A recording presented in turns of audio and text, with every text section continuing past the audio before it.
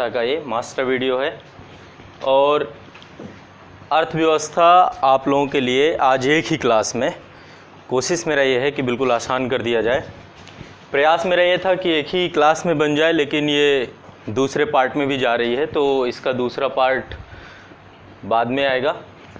इसमें क्या क्या चीज़ें मैंने कवर की है, पूरा सिलेबस पहले एक बार थोड़ा सा डिस्कस कर देता हूँ कि सिलेबस में चीज़ें क्या क्या हैं। जो सिलेबस में है वो मैंने यहाँ पर प्रयास किया है। यूपीएससी का मेंस भी लिया है, पीसीएस का प्रीलिम्स और मेंस दोनों टॉपिक लिया है। आपको मेंस के भी बहुत सारे पॉइंट आपको यहाँ पे मिलेंगे, तो आपको हर तरीके से इम्पॉर्टेंट है।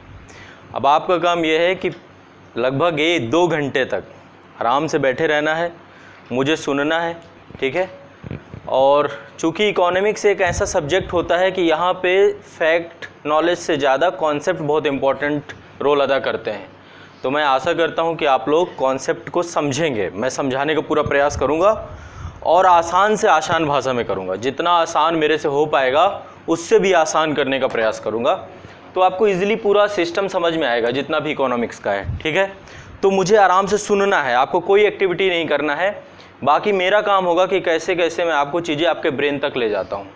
अगले 2 घंटे में आपके दिमाग में एक विस्तृत नॉलेज जाने वाला है, इसलिए आराम से थोड़ा सा जितना भी फोकस बाहर का है वो सारा खींचिए और यहाँ पे क्लास पे लाइए, ठीक है। थोड़ी देर के लिए 2 घंटे के लिए हम आज इतना ही करते हैं कि हम क्लास के अंदर ही रहेंगे, क्लास के बाहर जाने का प्रयास नहीं करेंगे। बस इतना रखिए और फिर देखिए आपको 2 घंटे में वो ऊर्जा मिलेगी जो आप लोग इसमें बहुत टाइम लगा देते हैं, कम समय में ज़्यादा नॉलेज।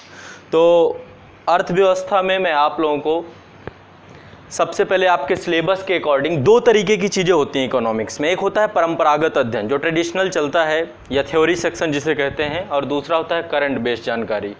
तो करंट तो इसमें नहीं है, इसमें थ्योरेटिकल सेक्शन ही है ज़्यादातर चीज़ें, है ना।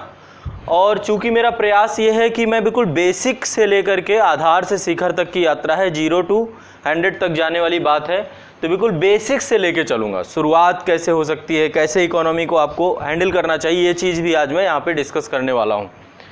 तो परंपरागत अध्ययन हम देखेंगे, साथ साथ करंट अफेयर्स, मेरे मास्टर वीडियो करंट अफेयर्स के हैं, उसमें इकोनॉमी अपडेट होती रहती है।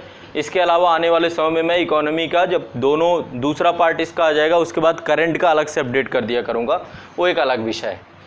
तो शुरुआत करेंगे भारत की आज़ादी के पहले से। चूँकि आपका सिलेबस दिया गया है भारतीय अर्थव्यवस्था। इकोनॉमी में 2 चीज़ें हैं, एक है इकोनॉमिक्स यानी अर्थशास्त्र और दूसरा है इकोनॉमी। इकोनॉमी मतलब अर्थव्यवस्था, तो सिलेबस में अर्थव्यवस्था है ना कि अर्थशास्त्र है, लेकिन बिना अर्थशास्त्र के इकोनॉमी अधूरी होती है, दोनों को आपको समझना पड़ेगा।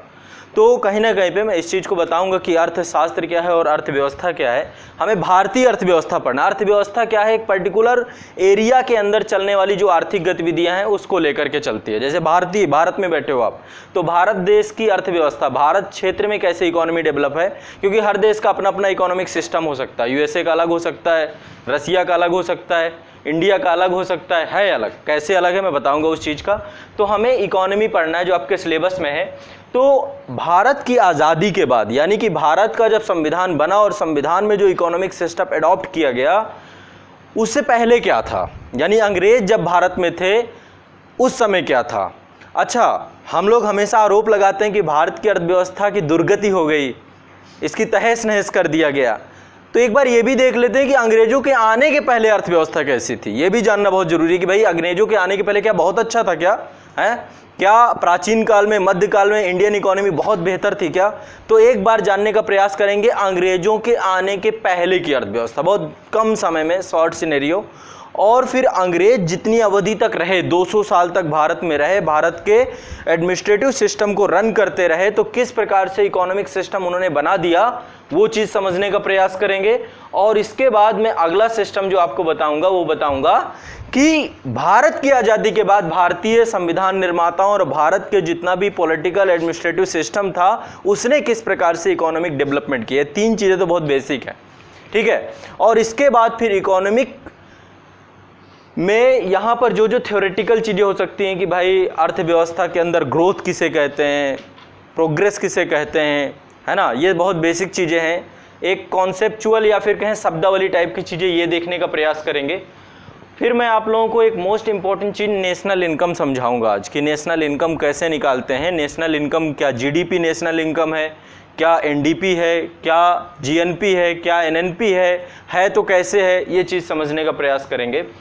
तो भारतीय अर्थव्यवस्था का परिचय कि भारतीय अर्थव्यवस्था के वर्तमान लक्षण क्या हैं, फिर राष्ट्रीय आय का आकलन करेंगे। इसके बाद में मुद्रास्फीति जो मोस्ट इंपॉर्टेंट सेक्शन है, जिसको समझने में बड़ा दिक्कत होती है बच्चों को, क्योंकि ये आरबीआई के द्वारा और भारत सरकार के द्वारा महंगाई दर को कंट्रोल करने के लिए किस प्रकार की पॉलिसी क्रिएट की जाती है। तो मैं राजकोषीय नीति भी बताऊंगा आपको और साथ साथ मौद्रिक नीति भी बनाऊंगा, क्योंकि मौद्रिक नीति आरबीआई द्वारा तय किया जाता है। किस प्रकार से पैसे के प्रवाह को कम या ज़्यादा करती है आरबीआई, तो ये समझेंगे। पूरा का पूरा प्रयास मेरा होगा कि मैं आपको बेहतर से समझा सकूं। दूसरा जो है, मैं आप लोगों को एग्रीकल्चर सेक्टर आज ज़्यादा फोकस करने वाला हूँ, क्योंकि एग्रीकल्चर सेक्टर काफ़ी बड़ा है। अर्थव्यवस्था के क्षेत्रक में 3 प्रकार की अर्थव्यवस्था के क्षेत्रक होते हैं, ठीक है। 3 सेक्टर होते हैं, प्राइमरी, सेकेंडरी और टर्सरी। प्राइमरी में आपका एग्रीकल्चर आता है, सेकेंडरी में मैन्युफैक्चरिंग सेक्टर और टर्सरी में सर्विस सेक्टर। तो वो समझने का प्रयास करेंगे, जिसमें एग्रीकल्चर आज मैं बहुत अच्छे से लेने वाला हूँ। और कृषि से जुड़ा हुआ एक ऐसे भी आ सकता है तो भी आप उसे हैंडल कर पाओगे, ये भी मैं प्रयास करूँगा, ठीक है। तो और सिलेबस बहुत बड़ा है। कृषि के बाद उद्योग, आपका पूरा इंडस्ट्रियल सेक्टर आपको पढ़ना चाहिए। फिर सर्विस सेक्टर है, सर्विस सेक्टर में ही आपका मुद्रा, बैंकिंग, परिवहन, बहुत सारी चीज़ें आती हैं, बहुत लंबा है। बीमा, स्टॉक एक्सचेंज, ये सब चीज़ें सर्विस सेक्टर के अंतर्गत हैं। फिर विदेशी व्यापार, फेरा, फेमा, एफडीआई, ये दुनिया भर की चीज़ें आप सुनते रहते हैं, ये भी इकोनॉमिक्स में ही पढ़ना है आपको। इसके बाद आर्थिक नियोजन, किस प्रकार से भारत की आज़ादी के बाद प्लानिंग की बात चालू हुई और किस प्रकार से हमने मिश्रित अर्थव्यवस्था को लिया और भारत में एक समाजवादी सोशलिस्ट इकोनॉमिक डेवलपमेंट किया। तो आर्थिक नियोजन और योजना आयोग से लेकर नीति आयोग तक का सफ़र, ठीक है, ये पूरी कहानी इसमें पढ़ेंगे, जिसमें राष्ट्रीय विकास परिषद का भी अहम योगदान है। राज्यों का योगदान क्या है, भारत का फेडरल सिस्टम किस प्रकार से वर्क करता है, वो सारी चीज़ें भी आप समझने का प्रयास करेंगे।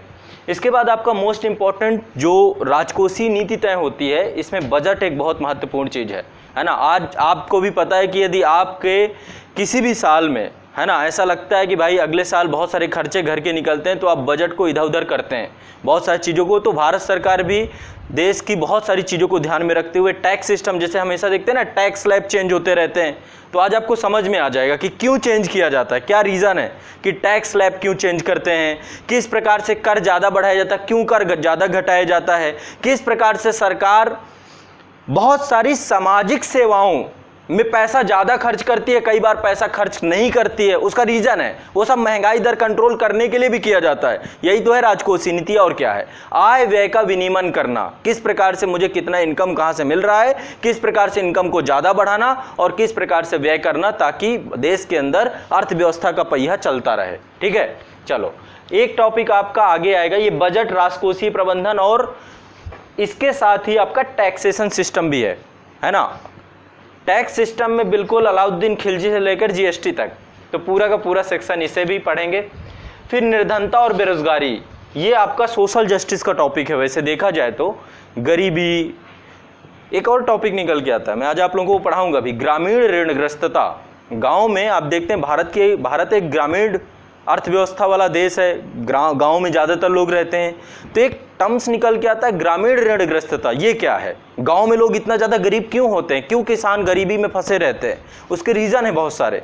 क्योंकि कहीं ना कहीं पे गांव के लोग क्या करते हैं ना, जो आर्थिक गतिविधियां हैं उनसे जुड़े हुए पहलुओं पर पैसे का निवेश नहीं करते हैं, ऐसी चीज़ों में पैसा खराब कर दिया जाता है जो पैसा आपको इकोनॉमिक रूप से बेनिफिट नहीं होगा। तो वो सारी चीज़ें भी मैं ग्रामीण ऋणग्रस्तता के बारे में भी लेके चलूँगा आपको।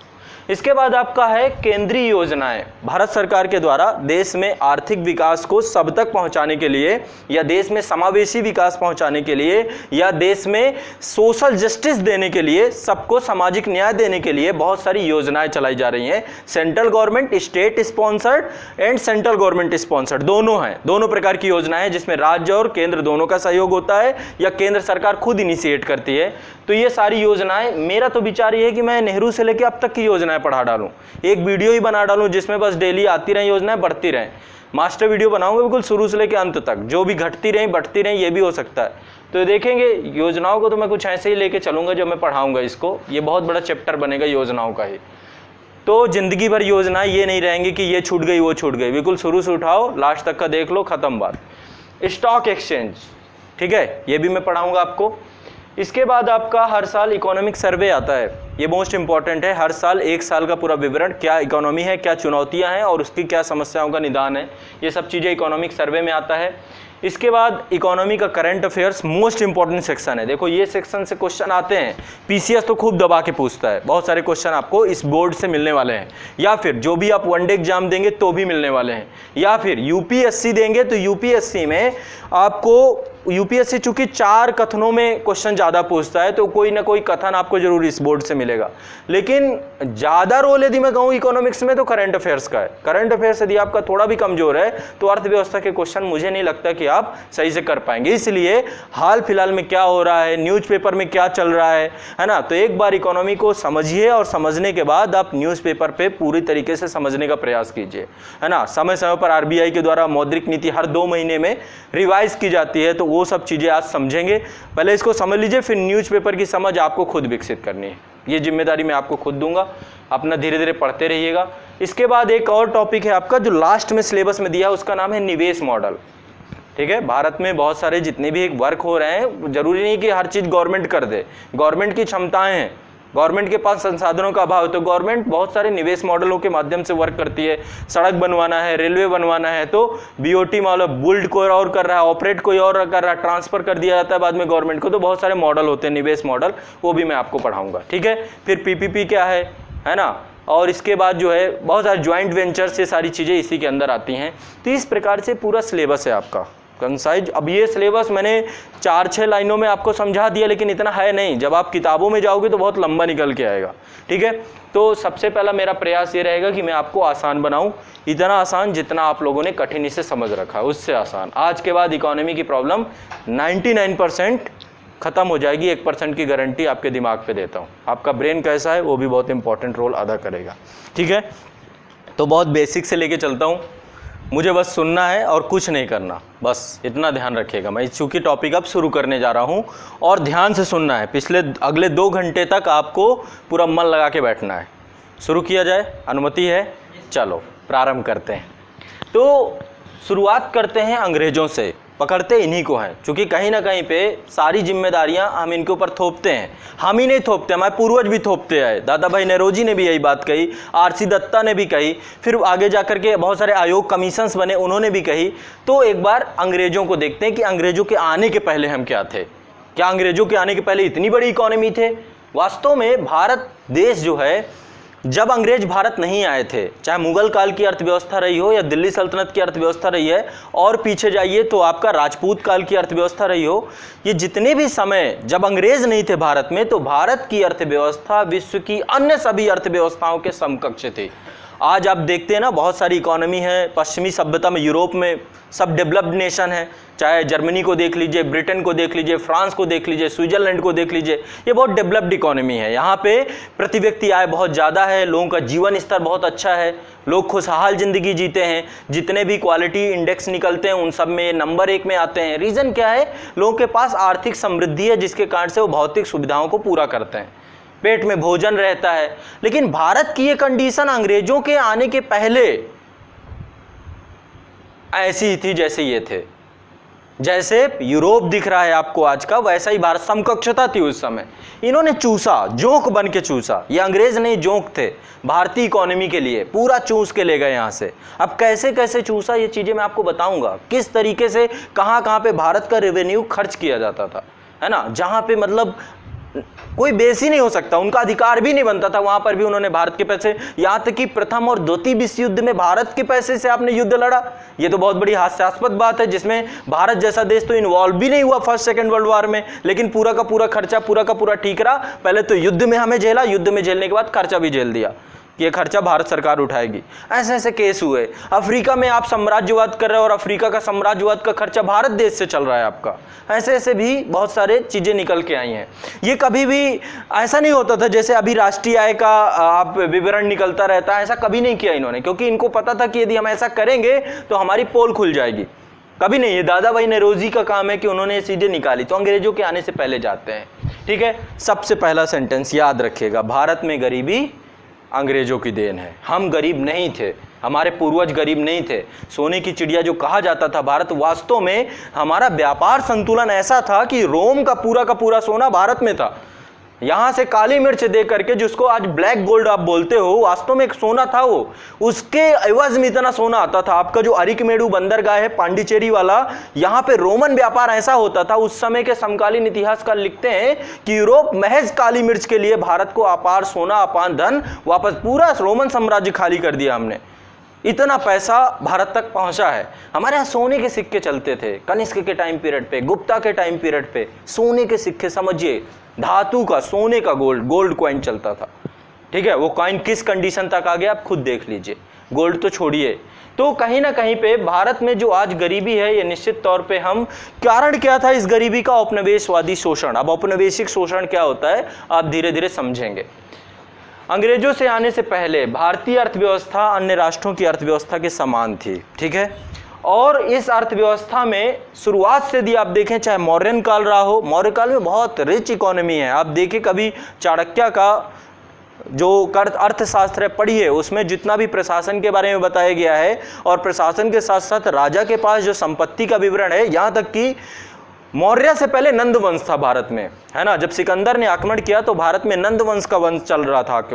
ठीक है, उस समय घनानंद जैसे शासक थे, और घनानंद के टाइम पीरियड में इतना पैसा था कि सिकंदर की हिम्मत नहीं हुई कि ब्यास नदी को पार करके भारत में आक्रमण कर सके। उसकी सेना ने सुन रखा था कि बहुत अपार धनाढ्य व्यक्ति है, चाइना वाइना कुछ नहीं था उस समय, इतना पैसा होता था नंद वंश के शासकों के पास। वही चीज मौर्यन काल में भी रही, चाहे मौर्य रहे हों, चाहे शक रहे हों, चाहे कुषाण रहे हों, चाहे गुप्ता रहे हों, चाहे मध्य वंश में दिल्ली सल्तनत, खिलजी वंश, मुगल काल तक भारतीय अर्थव्यवस्था का स्वर्णिम काल चला है, था पैसा। अब देखो एक चीज बताता हूँ, स्वर्ण काल आप बार बार सुनते हैं कि गुप्ता काल स्वर्ण काल है ना, ये स्वर्ण काल है। एक चीज ध्यान रखिए, समाज में हमेशा दो तरीके के वर्ग उपस्थित रहे हैं। समाज में एक निम्न वर्ग हमेशा रहा है ना। तो स्वर्ण वर्ग, अभी देख लीजिए, अभी क्या कहे कि स्वर्ण काल चल रहा है, भारतीय संविधान आ गया, सब कुछ आ गया, आज भी स्वर्ण काल नहीं चल रहा है। ठीक है, आज भी कोई गोल्डन ईरा नहीं चल रहा है। हमेशा समाज के उच्च वर्ग के लिए, जो समाज का एलीट क्लास होता है, उसके लिए हर समय स्वर्ण काल ही होता है। ठीक है, तो ये भी इस पे बड़ा डिबेट है। डी.एन. झा ने दुनिया भर की बातें लिखी हैं, उन्होंने कहा कि गुप्ता काल को आप स्वर्ण काल कहते हो। ठीक है, वो दूसरे दृष्टिकोण से जरूर होगा, लेकिन इकोनॉमिक पर्सपेक्टिव से समाज का कोई भी काल स्वर्ण काल नहीं कहा जा सकता, क्योंकि समाज का जो दूसरा वर्ग है, जो निम्न तबके का वर्ग है, वो तबके के लिए कभी भी स्वर्ण काल आ ही नहीं सकता, है ना। तो ऐसी बातें हैं, ये अलग मुद्दा है, लेकिन फिर भी चलिए हम अपने टॉपिक पे चलते हैं। तो पहले हमारी स्थिति सही थी, हम उनके समकक्ष थे, हमारा व्यापार संतुलन अच्छा था, गांव आत्मनिर्भर होते थे। गांव सिर्फ लोहा और नमक के लिए शहर जाते थे। गांव में हस्तशिल्प, दस्तकारी, गांव के अंदर ही कुम्हार है बड़े, आज भी देखते हैं ना, एक ही गांव में आपको सब मिल जाएगा। कारण यह था कि गांव की अर्थव्यवस्था को बिल्कुल पूरी तरीके से ऐसा डेवलप किया गया था कि गांव की जरूरतें गांव में पूरी हो जाएं, शहरों पे निर्भर नहीं किया जाए। लेकिन अंग्रेजों ने क्या किया, अंग्रेजों के आगमन के पूर्व गांव की अर्थव्यवस्था को तहस नहस कर दिया गया अपने उद्योगों को डेवलप करने के लिए।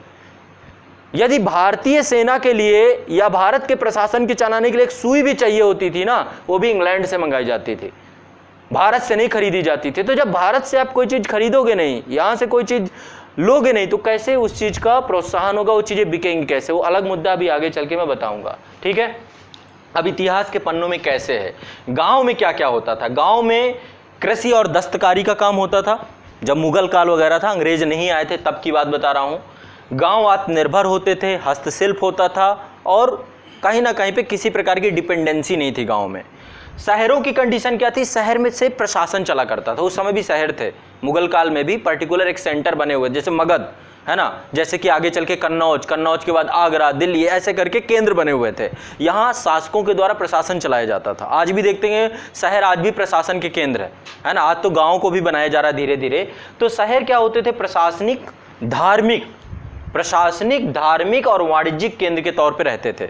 यहाँ पर उद्योग व्यापार भी होता था, जो व्यापार अधिशेष बचता था उसको जाकर के बेचते थे। ठीक है, तो ये काम होता था शहरों का। भारत से क्या होता था, भारत से जो रेशमी वस्त्र होते थे, है ना, मुगल काल की बात कर रहा हूँ, मुगल काल की अवधि की ध्यान रखिएगा। रेशमी वस्त्र, सूती वस्त्र, मलमल के वस्त्र, ये जो विश्व के सर्वोच्च कोटि के उत्पाद माने जाते थे। ये माना जाता था कि भारत का ये कपड़ा, जैसे आज हम देखते हैं ना पश्चिमी सभ्यता से कब बड़ी बड़ी कंपनियां आ गई हैं, लुई फिलिप्स का नाम सुन रहे हो आप लोग, दुनिया भर की कंपनियां हैं, वैनुशायन है, दुनिया भर की कंपनियां हैं जिनके कपड़े आज भारत में बिक रहे हैं और कहते हैं उच्च कोटि के कपड़े हैं, महंगे ब्रांड हैं। तो वैसे उस समय भारत के कपड़ों की बहुत डिमांड थी विश्व में, लोग भारत के कपड़ों के दीवाने होते थे और इसी के कारण से बहुत स्तर पे रेवेन्यू भारत में आता था। इसके अलावा संगमरमर का कार्य चलता था, संगमरमर उद्योग बड़े स्तर पे डेवलप था चूंकि ये काम इंफ्रास्ट्रक्चर के लिए था। पत्थर तराशने का कार्य आप देखिए खजुराहो वगैरह में कितने बड़े उच्च कोटि के हमारे यहाँ पे कारीगर और शिल्पी होते थे जो पत्थर तराशने का काम करते थे।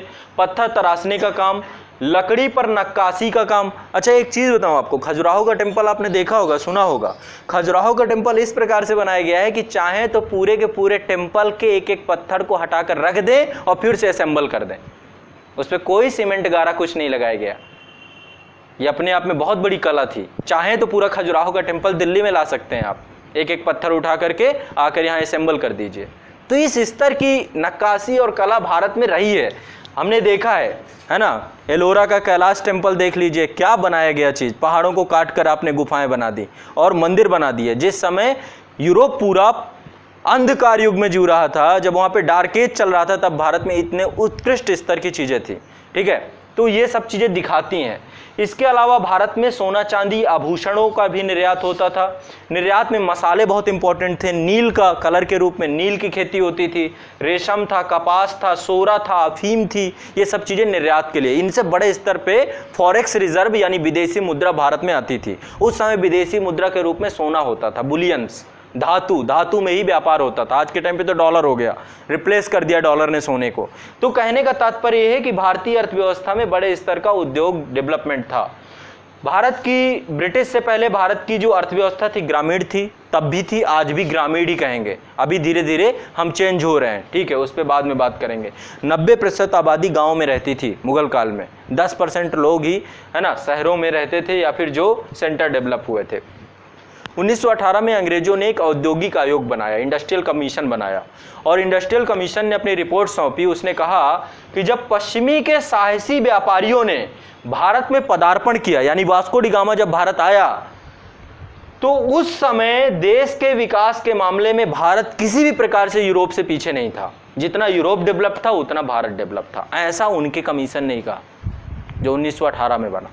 ठीक है, तो भारत की अर्थव्यवस्था ये अंग्रेजों के आने के पहले निश्चित तौर पे बहुत बेहतर थी। आप ये सारी चीज़ें पॉइंट बाय पॉइंट लिख सकते हैं। अब बात है कि ये लोग आए तो क्या किए।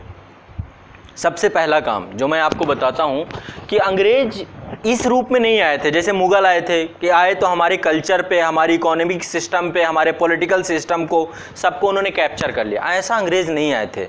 अंग्रेज जब यहाँ पे आए तो एक नए प्रकार का पॉलिटिकल और इकोनॉमिक सिस्टम लेकर आए।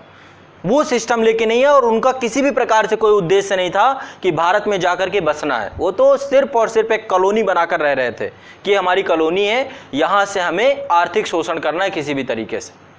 ठीक है, और एक चीज़ समझिए, औपनिवेशिक शोषण आपको अभी समझ में आ जाएगा कि औपनिवेशिक शोषण क्या है।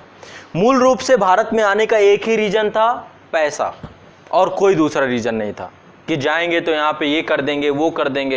एक ही रीजन था कि भारत आर्थिक तौर पे समृद्ध देश था, तो यहाँ से व्यापार के माध्यम से पैसा ले जाना था। अब यहीं पर कोई ऐसा क्षेत्र हो जहाँ पे धनाढ्य लोग रहते हों, है ना, जहाँ पे बड़े स्तर पे संभावनाएं हों कि आर्थिक तौर पे, तो कोई भी जाकर वहाँ व्यापार करना चाहेगा। कोई भी जाकर के वहाँ पे बड़ी बड़ी आप कंपनियाँ देखेंगे ना, चाहे मॉल खुले हों या बीकानेर हो या कोई भी हो, बड़ी बड़ी फूड कंपनियाँ हो, ये ऐसे इलाकों में लगती हैं। रीज़न क्या है? क्योंकि वहाँ से अच्छा रेवेन्यू आएगा।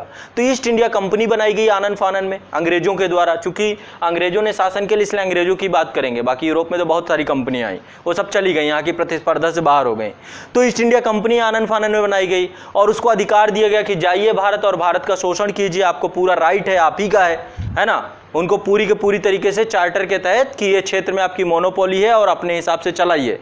देखिए ये पूरी प्लानिंग थी, चाहते तो और क्या प्राइवेट, आपको भी मैं पढ़ाऊंगा, पूंजीवादी अर्थव्यवस्था, है ना, समाजवादी अर्थव्यवस्था और मिश्रित अर्थव्यवस्था। आप सिर्फ एक कंपनी को पूरी की पूरी मोनोपोली दे रहे हैं ताकि वो कंपनी पूरी प्लानिंग के साथ उस कंट्री को पूरी तरीके से खोखला कर सके। आप 10 कंपनियों को नहीं दे रहे हैं, आगे वाली कंपनियों को मना ही कर दे रहे हैं, क्योंकि आपको पता है कि एक कंपनी रहेगी तो प्रतिस्पर्धा का अभाव रहेगा और बड़े अच्छे फोकस्ड तरीके से ये काम कर पाएंगे किसी भी कंट्री को कैप्चर करने में। पूरी की पूरी साम्राज्यवादी सोच थी, पूरी की पूरी प्लानिंग के तहत अंग्रेज भारत आए थे कि भारत को पंगु बना के जाना है किसी भी कंडीशंस में। उनके ऊपर चोंगा दूसरा और था, चोंगा और पहने हुए थे कि हम श्वेत व्हाइट मैन वर्डन की पॉलिसी लेकर आए थे कि हम श्वेत व्यक्ति हैं, हमारे ऊपर भार है आप लोगों का, हम आपको सभ्य बनाने हैं, आप लोग असभ्य लोग बैठे हुए हो, तो मेरा अब आपको कर्तव्य है कि मैं आपको सभ्य बना दूं। तो व्हाइट मैन वर्डन की पॉलिसी, दूसरा दुनिया भर की चीज़ें उन्होंने अपने उपनिवेशवादी इतिहासकारों ने दिया है, जिसके बारे में कोई इंपॉर्टेंस रोल नहीं अदा करता। तो सबसे इंपॉर्टेंट चीज़ आर्थिक और नई राजनीतिक और आर्थिक व्यवस्था अंग्रेज लेकर आए। ठीक है, समझ में आ रही है ना सारी चीज़ें? ऐसा नहीं कि मैं ही समझ रहा हूँ, नहीं ना, हाँ समझते जाइएगा और बीच बीच में थोड़ा सा गहरी लंबी सांस लेते जाना जहाँ पे दिमाग थके, क्योंकि वो थक नहीं रहा, ऑक्सीजन की कमी हो रही है। ठीक है, तो इस कारण से थकान आती है, तो गहरी लंबी सांस लेनी है। ठीक है, चलिए। तो अंग्रेज मूल रूप से भारत में व्यापारी बनकर दौलत के रूप में आए थे, दौलत लेने के लिए आए थे, मोह में आए थे।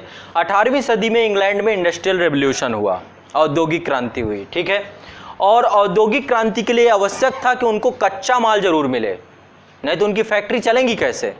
ठीक है, तो औद्योगिक क्रांति के लिए, जब औद्योगिक क्रांति यहाँ पर प्रारंभ हुई वहाँ पर, तो उनको चाहिए था कच्चा माल।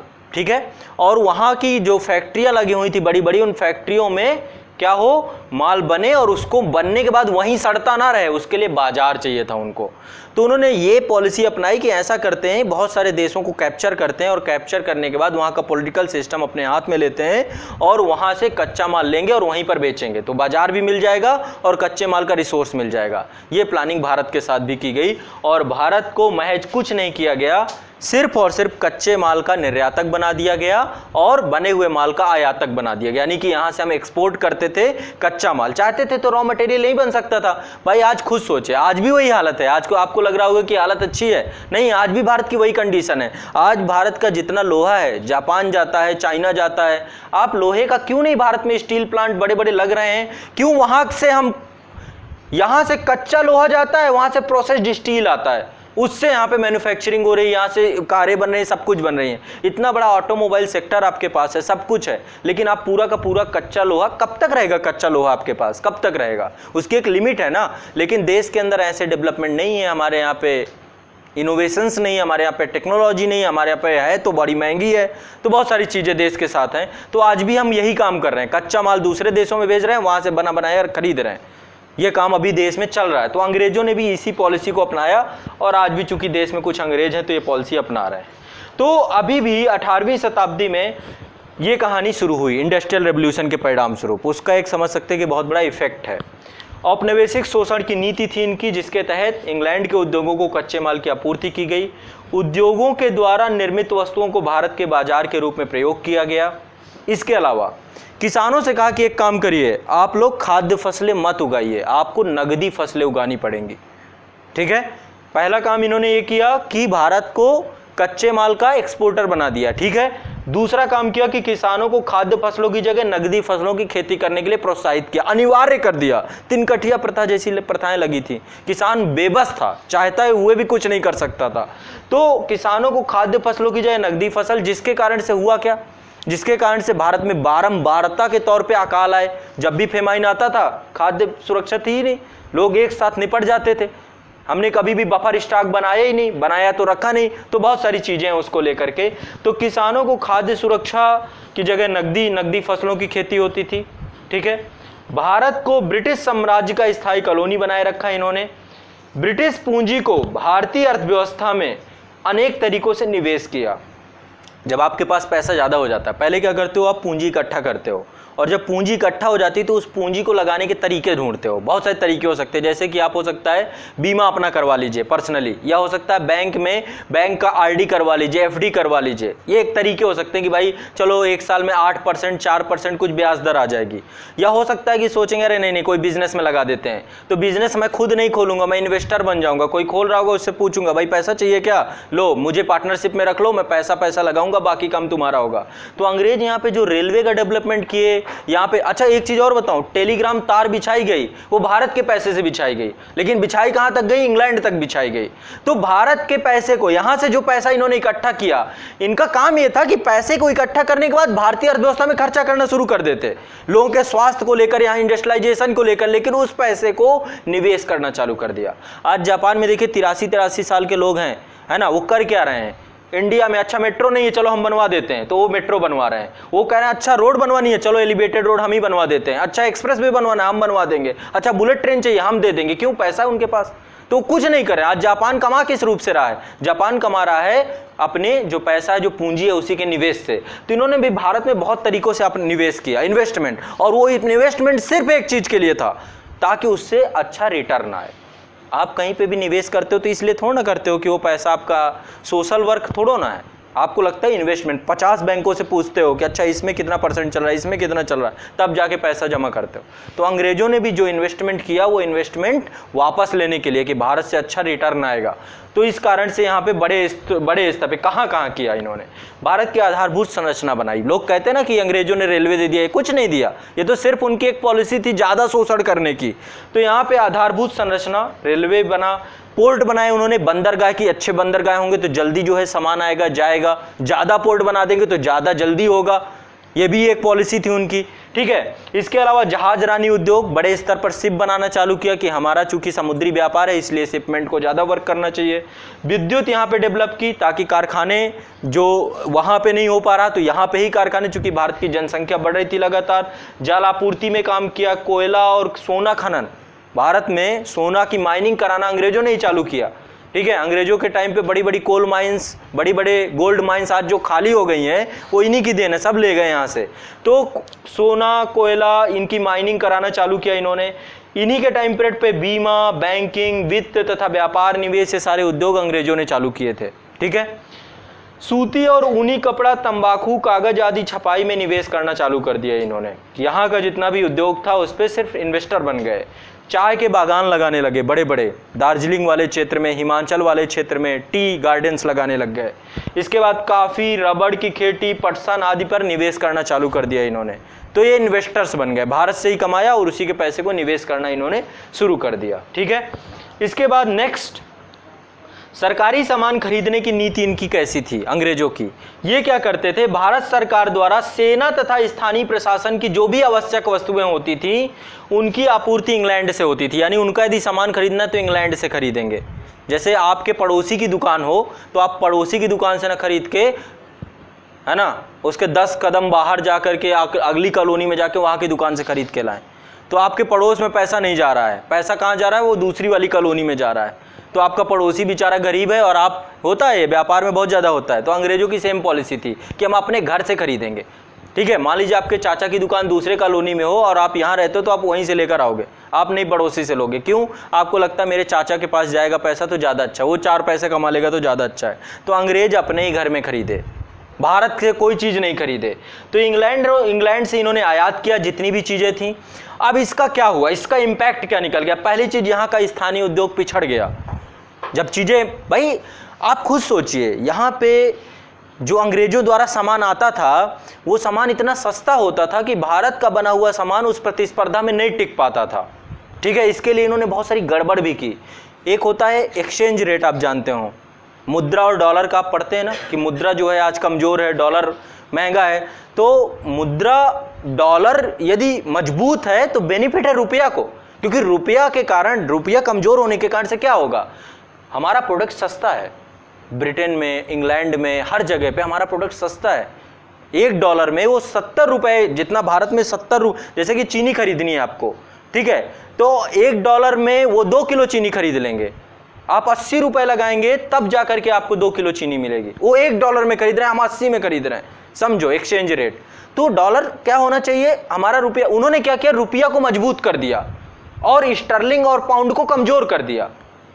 समझ रहे बात को कि नहीं समझ पा रहे? मेरी नहीं समझ पा रहे, मुझे लग रहा है ना। यदि मुद्रा, चाइना क्या करता है, चाइना का आप देखते हो युआन को कम कर देता है, उसकी वैल्यू अपने आप सरकार भी कर सकती है, अवमूल्यन कर देगा मुद्रा का। तो अवमूल्यन करने से क्या होगा कि वो प्रोडक्ट उसका सस्ता हो जाएगा अदर देश में जाकर, अदर कंट्री में जाकर के। अब वो सस्ता कैसे होगा, देखो एक रूल है, मैं एक रूल आपको सिखाता हूँ, ये रूल यदि आपके दिमाग में बैठ जाए तो इकोनॉमी का हर कॉन्सेप्ट समझ में आ जाएगा। डिमांड एंड सप्लाई का, जब भी किसी चीज़ की, देखो आज के टाइम पे क्या है ना, पूरी अर्थव्यवस्था बाजार पे आधारित है। बाजार की दो पावर हैं, बाजार के पास दो शक्तियाँ हैं, पहली है डिमांड, दूसरी है सप्लाई, और कोई शक्ति नहीं है बाजार के पास। बाजार में आप देखेंगे किसी चीज़ की डिमांड ज़्यादा है या तो नहीं है, या किसी चीज़ की सप्लाई ज़्यादा है या तो नहीं है। तो ये दो पावर बहुत कुछ निर्धारित करती हैं। अभी मैं आपको सिखाऊंगा, चूंकि पूरी मुद्रास्फीति मुझे इसी पे बढ़ानी है, मैं यही कॉन्सेप्ट लेके आपको सारी प्रॉब्लम आपकी हल कर दूंगा आज, ठीक है, डिमांड एंड सप्लाई की। तो यदि कोई चीज़ ज़्यादा उपलब्ध हो, जैसे कि मैं क्या करूँ, मैं 24 घंटे आपको पढ़ाऊँ, यानी कि मेरी उपलब्धता ज़्यादा हो गई, तो मेरी जो ज़्यादा उपलब्धता हो जाएगी तो महत्व कम हो जाएगा मेरा कि नहीं होगा, है ना। आपको लगा रहे ऐसे ही है, फ्री रहते हैं, खाली बैठे हैं, मैं सप्ताह में एक दिन आऊँ, मैं चाहे घर में फ्री बैठा रहा हूँ, लेकिन आप लोगों के पास एक दिन आऊँ, तो आपको लगा क्या हुआ, सप्लाई कम हो गई, मेरी सप्लाई कम हो गई, डिमांड ज़्यादा है तो मेरे भाव बढ़ गए। ठीक है, समझ रहे हैं बात को कि नहीं समझ रहे हैं। मार्केट में जो चीज़ ज़्यादा होगी, जो भी चीज़ ज़्यादा होगी, एक रीज़न है ये, कई और रीज़न भी हो सकते हैं भाव बढ़ने के। एक रीज़न ये है कि यदि चीज़ ज़्यादा हो गई तो वो उसके क्या हो जाएंगे, भाव बढ़ जाएंगे। शादी वादी में जाइए आप, शादी में देखते हैं ना कि आप यदि सबसे हालचाल पूछते रहें तो फिर आपका हालचाल कोई नहीं पूछेगा, सबको लगा रहे फ्री है ये, हर 5 मिनट में आके बैठ जाता है। लेकिन आप अकेले रहिए, अकेले साइड में खड़े रहिए तो 4 आदमी आके पूछेगा यार क्या हाल है, बड़े साइड में खड़े हो। रीज़न क्या है, आपकी सप्लाई कम है, डिमांड बढ़ जाएगी आपकी ऑटोमेटिक, लोग आपसे आके ज़्यादा करेंगे। तो ये एक रूल है इकोनॉमी का, यही चलता है हर जगह। तो यदि युआन है, युआन को ज़्यादा प्रोड्यूस कर दिया या ज़्यादा छाप दे वहाँ की गवर्नमेंट या कुछ भी कर दे, तो उसका क्या हो गया, सप्लाई बढ़ गया, तो मूल्य घटेगा कि नहीं। जिस चीज़ की सप्लाई बढ़ जाए मूल्य घटेगा, एक तरीका है ये भी, और भी तरीके हैं, और भी चीज़ें हैं। रुपया को ज़्यादा छाप दे आरबीआई तो रुपये का मूल्य क्या रहेगा, कुछ नहीं। एक समय हुआ द्वितीय विश्व युद्ध के बाद जर्मनी ने किया है, जर्मनी ने इतना पैसा वहां के बैंकों ने छाप दिया कि एक ब्रेड खरीदने के लिए एक ट्रॉली पैसा ले जाना पड़ता था। समझो, एक सूटकेस पैसा जाता था तब एक ब्रेड का पैकेट मिलता था। क्यों? क्योंकि उसका मुद्रा का अवमूल्यन इतना हो गया, इतना मुद्रा गिर गई उसकी। तो अभी मैं चीज़ें समझाऊंगा, बहुत आसान है, कुछ नहीं है, बहुत इजीली आप समझोगे हर बात को। तो हम थे कहाँ पे, हम यहाँ पे थे कि कहीं ना कहीं पे अंग्रेजों ने कुछ ऐसी गवर्नमेंट पॉलिसी बनाई कि भारतीयों के उद्योगों से चीज़ें नहीं खरीदी। ये भी एक बहुत बड़ा रीजन है जिसके कारण से हमारा यहाँ का स्थानीय उद्योग पिछड़ गया। ठीक है, दूसरा क्या हुआ, जब सारी चीज़ें आप वहीं से खरीदोगे, यानी ज़्यादा चीज़ क्या कर रहे हो आप, इंपोर्ट कर रहे हो, एक्सपोर्ट कम कर रहे हो, इंपोर्ट ज़्यादा कर रहे हो, तो क्या होगा, व्यापार, ट्रेड ऑफ बैलेंस, व्यापार संतुलन बिगड़ जाएगा। हमारा पैसा तो जा रहा है ना खरीदने में चीज़ों का, है ना, आ नहीं रहा ना दूसरे तरीके से। भाई आपके पास 100 रुपए हैं और खर्चा 120 रुपए का करेंगे तो क्या होगा, समझ रहे हैं ना। आप सिर्फ खर्चा ही कर रहे हो, इनकम के बारे में नहीं सोच रहे हो। ठीक है, गरीबों में क्या होता है, गरीब क्या करता है, एक बच्चा पैदा करता है, फिर दूसरा करता है, फिर तीसरा, तो इधर तो खर्चा बढ़ाता जा रहा है ना, हर बच्चे में खर्चा बढ़ रहा है। उधर इनकम का सोर्स नहीं देख रहा, उधर की दिहाड़ी 200 रुपए है उसकी, इधर बच्चे के दूध का पैसा बढ़ता जा रहा है ना, हर बच्चे को दूध चाहिए, उधर पैसा बढ़ता जा रहा है, इधर पैसा नहीं बढ़ा रहा, और वो जिंदगी भर गरीब बना रहता है और बच्चों को भी गरीब पैदा करता है और गरीबी रह जाते हैं वो जिंदगी भर। इसे कहते हैं गरीबी का दुष्चक्र, क्योंकि उसने कभी इनकम पे काम ही नहीं किया। काम कहाँ किया, खर्चा बढ़ाने पे। उसकी सोच ये थी कि बच्चे ज़्यादा पैदा कर दूंगा तो शायद मेरा हाथ बटा ले, तो हाथ ऐसे नहीं बढ़ता है। ठीक है, क्योंकि आपने उनको एक लेबर बना के रख दिया, वो भी 200 ही कमाएगा कल के दिन, 200 से ज़्यादा की उसकी वैल्यू नहीं रहेगी, क्योंकि आपने उसको स्किल नहीं दिया। तो ऐसा बहुत इंपॉर्टेंट है इकोनॉमी में चीज़ों को समझना। तो इन्होंने क्या किया, ज़्यादा चीज़ें एक्सपोर्ट की, खरीदी वहाँ से, और जब ज़्यादा चीज़ें खरीदी तो क्या हुआ, व्यापार संतुलन नकारात्मक हो गया। अंग्रेजों के द्वारा व्यापार संतुलन नकारात्मक कर दिया गया, वस्तुओं का आयात अधिक हो गया, निर्यात कम हो गया। एक ये भी बहुत बड़ा निगेटिव पॉइंट होता है। जैसे चाइना से हम ज़्यादा आयात करते हैं, निर्यात कितना करते हैं, कुछ नहीं, उनको ज़रूरत ही नहीं है। जाएगा भी हमारा प्रोडक्ट तो जाए, वहाँ प्रतिस्पर्धा ही नहीं कर पाएगा, उनका प्रोडक्ट ज़्यादा सस्ता है, उनका प्रोडक्ट तकनीकी तौर पे ज़्यादा अच्छा है, हमारा प्रोडक्ट में तो कुछ नहीं, कोई दम दराज नहीं है। तो कहीं ना कहीं पे ये एक प्रतिस्पर्धा होती है। ठीक है, चलो, उम्मीद है कि आप लोग आराम से बैठे रहेंगे। ठीक है, ये उम्मीद करता हूँ मैं, आज 4 घंटे लग जाएं, 8 घंटे लग जाएं, लेकिन बैठेंगे आप लोग, ये मैं उम्मीद करता हूँ। मैं भी देखिए सोया नहीं हूँ 2 दिन से, इसलिए आपका फ़र्ज बनता है कि आप लोग मेरा साथ दें। आगे बढ़ेंगे, नेक्स्ट अगला है विदेशी मुद्रा दरों पे हेरफेर कर दी इन्होंने। एक्सचेंज रेट जो मैंने जो कोई आपको पहले बताया, रुपए और पाउंड स्टर्लिंग में इन्होंने जो एक्सचेंज रेट था रुपये की वैल्यू बढ़ा दी और पाउंड स्टर्लिंग को कम कर दिया उसकी तुलना में, जिसके कारण से इम्पैक्ट क्या हुआ, उनका प्रोडक्ट सस्ता हो गया, हमारा प्रोडक्ट महंगा हो गया। ठीक है भाई, रुपये की वैल्यू ज़्यादा है तो वहाँ जाएगा ब्रिटेन में तो महंगा हो जाएगा, महंगा होगा प्रतिस्पर्धा नहीं कर पाएगा। कुछ नहीं करना है, बहुत आसान होता है इकोनॉमी में, किसी भी कंट्री को बर्बाद करना है तो कुछ मत करो। 3-4 चीज़ें अभी बताऊंगा मैं, आप चाइना को बर्बाद करने की 3-4 तकनीकी हैं, उन्हीं तरीकों से आप बर्बाद कर सकते हैं, बाकी कोई तकनीकी नहीं है। आप चाह लें तो नहीं हो सकता, बताऊंगा आगे चल के। आगे बढ़ते हैं नेक्स्ट। भारत को ब्रिटिश प्रशासन के खर्चों को वहन करने के लिए बाध्य कर दिया। ब्रिटेन का कोई भी खर्चा होता था गवर्नमेंट ऑफ इंडिया करती थी। कैसे, कौन कौन सा खर्चा गवर्नमेंट ऑफ इंडिया करती थी? पहले यदि वो कोई टैक्स ऋण लेते थे, यदि वो कोई लोन लेते थे तो लोन का ब्याज भारत सरकार देती थी, है ना। लोन आप लीजिए, ब्याज मैं भरूं, है ना, ये कहाँ की बात है? तो पहला तो ये उन्होंने एक जबरदस्ती थोपी। दूसरा, जितनी भी उनकी अदायगी होती थी, जैसे अभी क्या होता है, भारत सरकार यदि कोई लोन लेती है तो वो लोन भारत की संचित निधि, है ना, भारत की जो जितना भी पैसा आपका टैक्स के रूप में कलेक्ट हो रहा है वो एक फंड में जाकर के इकट्ठा हो रहा है, उसको भारत की संचित निधि कहते हैं। तो संचित निधि में जाकर इकट्ठा होता है, तो जब ब्याज गवर्नमेंट लेती है, फ्रांस से ले रही है, जापान से ले रही है, किसी से भी ले रही है, तो उसको गारंटी देती है कि पैसा आपका भारत की संचित निधि से जाएगा। तो इंग्लैंड वाले जब किसी से पैसा लेते थे तो कहते थे कि भारत में मेरा इतना बड़ा फंड हमारा बना हुआ है, वहां से बहुत टैक्स हम कलेक्ट करते हैं, उससे पूरा का पूरा लोन जाएगा। तो जितनी अदायगी होती थी भारत से, भारत के ऊपर होती थी, जितने पेंशन होते थे इनके, भारत सरकार वहन करती थी उन पेंशनों का खर्चा, है ना, यानी बुढ़ापा इनका कटवाती थी। सामान की खरीद पर जो व्यय होता था भारत सरकार देती थी। ईस्ट इंडिया कंपनी द्वारा जितने भी युद्ध लड़े गए, भारत सरकार ने उस खर्चे को वहन किया, चाहे वो आंग्ल मैसूर युद्ध, चाहे आंग्ल मराठा युद्ध, चाहे बंगाल के किए हुए युद्ध, सब पैसों का खर्चों का वहन भारत सरकार के द्वारा किए गए। सेना के खर्चों का बोझ भारत सरकार ने उठाया। इसके अलावा भारत इंग्लैंड के बीच टेलीग्राम लाइनों का खर्च भारत सरकार ने उठाया। प्रथम तथा द्वितीय विश्व युद्ध का खर्च भारत सरकार ने उठाया। ठीक है, प्रत्यक्ष लूटमार की नीति अपना ली, सारा का सारा पैसा यहाँ से किसी भी रूप में कैसे भी करके, चोरी करके, डकैती डाल के, उपहार के माध्यम से कैसे करके भारत सरकार, तब बैठे हैं हम लोग आज इस कंडीशन में, है ना। तो वो सारी चीज़ें अंग्रेजों की देन है, ये इनकी पॉलिसी है। लेकिन क्या अंग्रेजों ने भारत में सिर्फ दुर्गति की भारत की? वास्तव में इनकी सोच हमेशा दुर्गति करने की ही रही, कभी भी इन्होंने सोचा नहीं कि भारत की दुर्गति ना करें। लेकिन कुछ चीज़ें इनकी ऐसी रही जिसके कारण से, चाहे इनका कल्चरल इम्पैक्ट रहा हो, चाहे इनकी पॉलिसी रही हो, जिसके कारण से भारत में कुछ बेहतर भी हुआ है। हर चीज़ निगेटिव नहीं है। तो ब्रिटिश सरकार की कुछ रचनात्मक भूमिका है। पहली रचनात्मक भूमिका, भारत का जो परंपरागत रूढ़िगत समाज था उसको तोड़ दिया इन्होंने।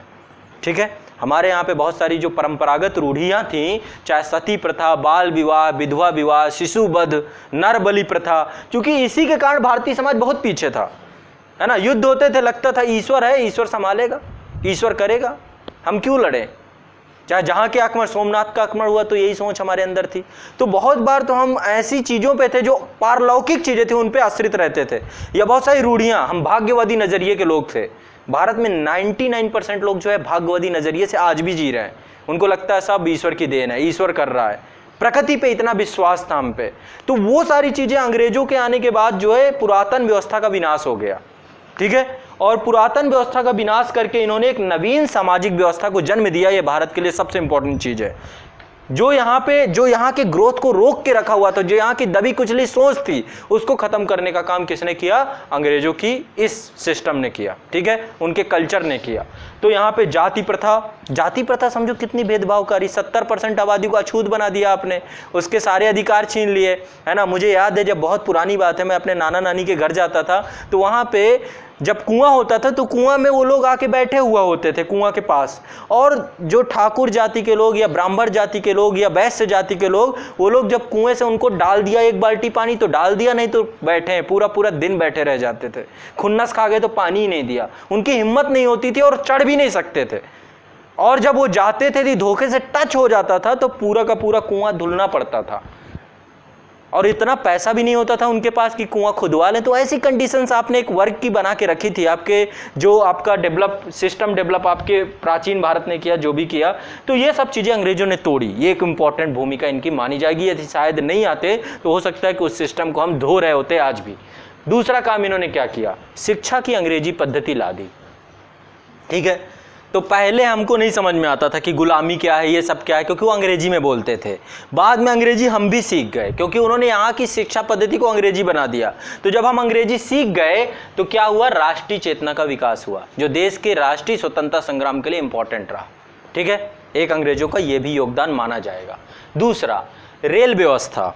रेल व्यवस्था जरूर उन्होंने शोषण के लिए बनाया था, लेकिन रेल व्यवस्था ने सारे देश को एकता के सूत्र में बांध दिया। मुझे 1 सेकंड में कहीं जाना था तो मैं जा सकता था, आसानी से जा सकता था, कम समय में जा सकता था। ठीक है, तो रेल व्यवस्था ने क्या किया, सारे देश को राजनीतिक दृष्टि से एकता के सूत्र में बांटा। रेलवे का एक बहुत बड़ा इंपॉर्टेंट रोल ये निकल के आता है।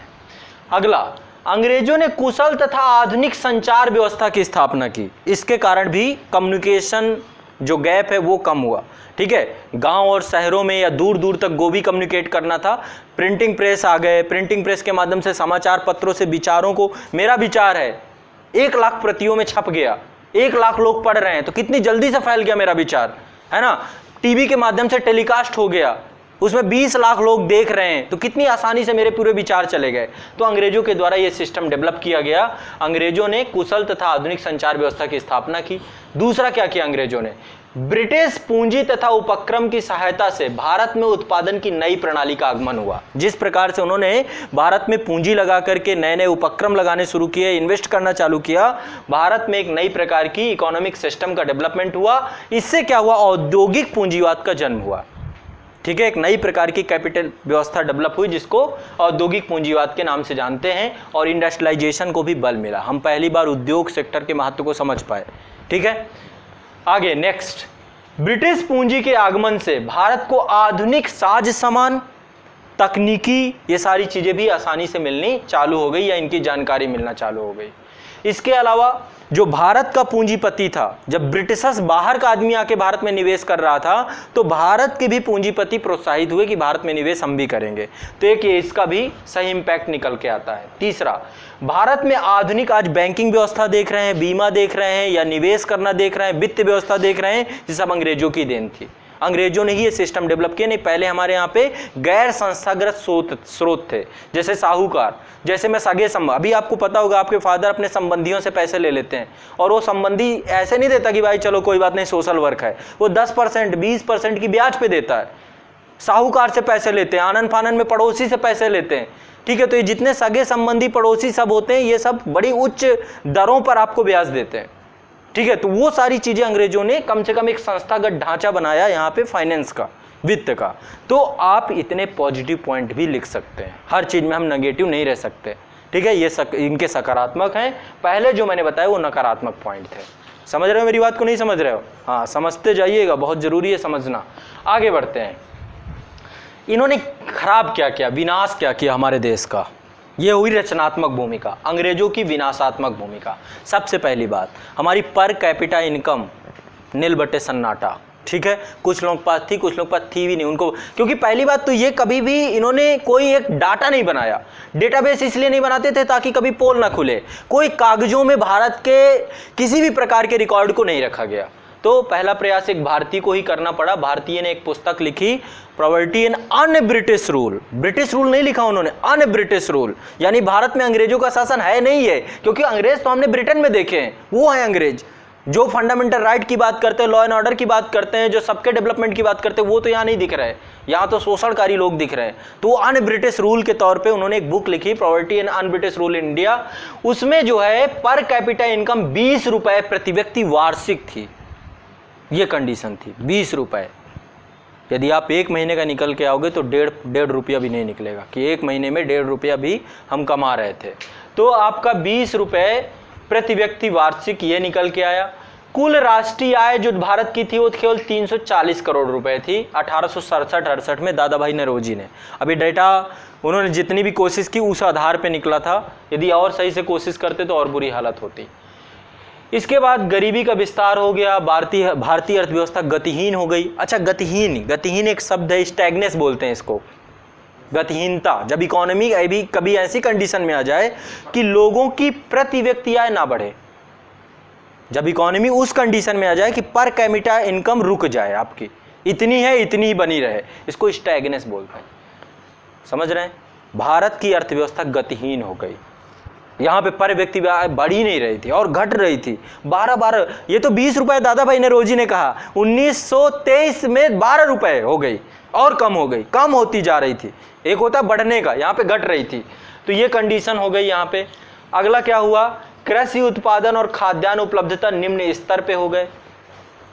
खाद्य आप चूंकि इकट्ठा बना ही नहीं सकते, तो भैया आ गई बाढ़ तो निपट जाइए सब लोग, कोई स्वास्थ्य सुविधाएं नहीं, कोई खाद्य सुरक्षा नहीं, कोई जीवन स्तर नहीं, कुछ नहीं, तो बड़े स्तर पे अकाल आते थे, महामारियां आते थे, लोग निपट जाते थे, कुछ नहीं होता था। और क्या करते थे, इन्होंने नए प्रकार की भूमि व्यवस्था डेवलप कर दी।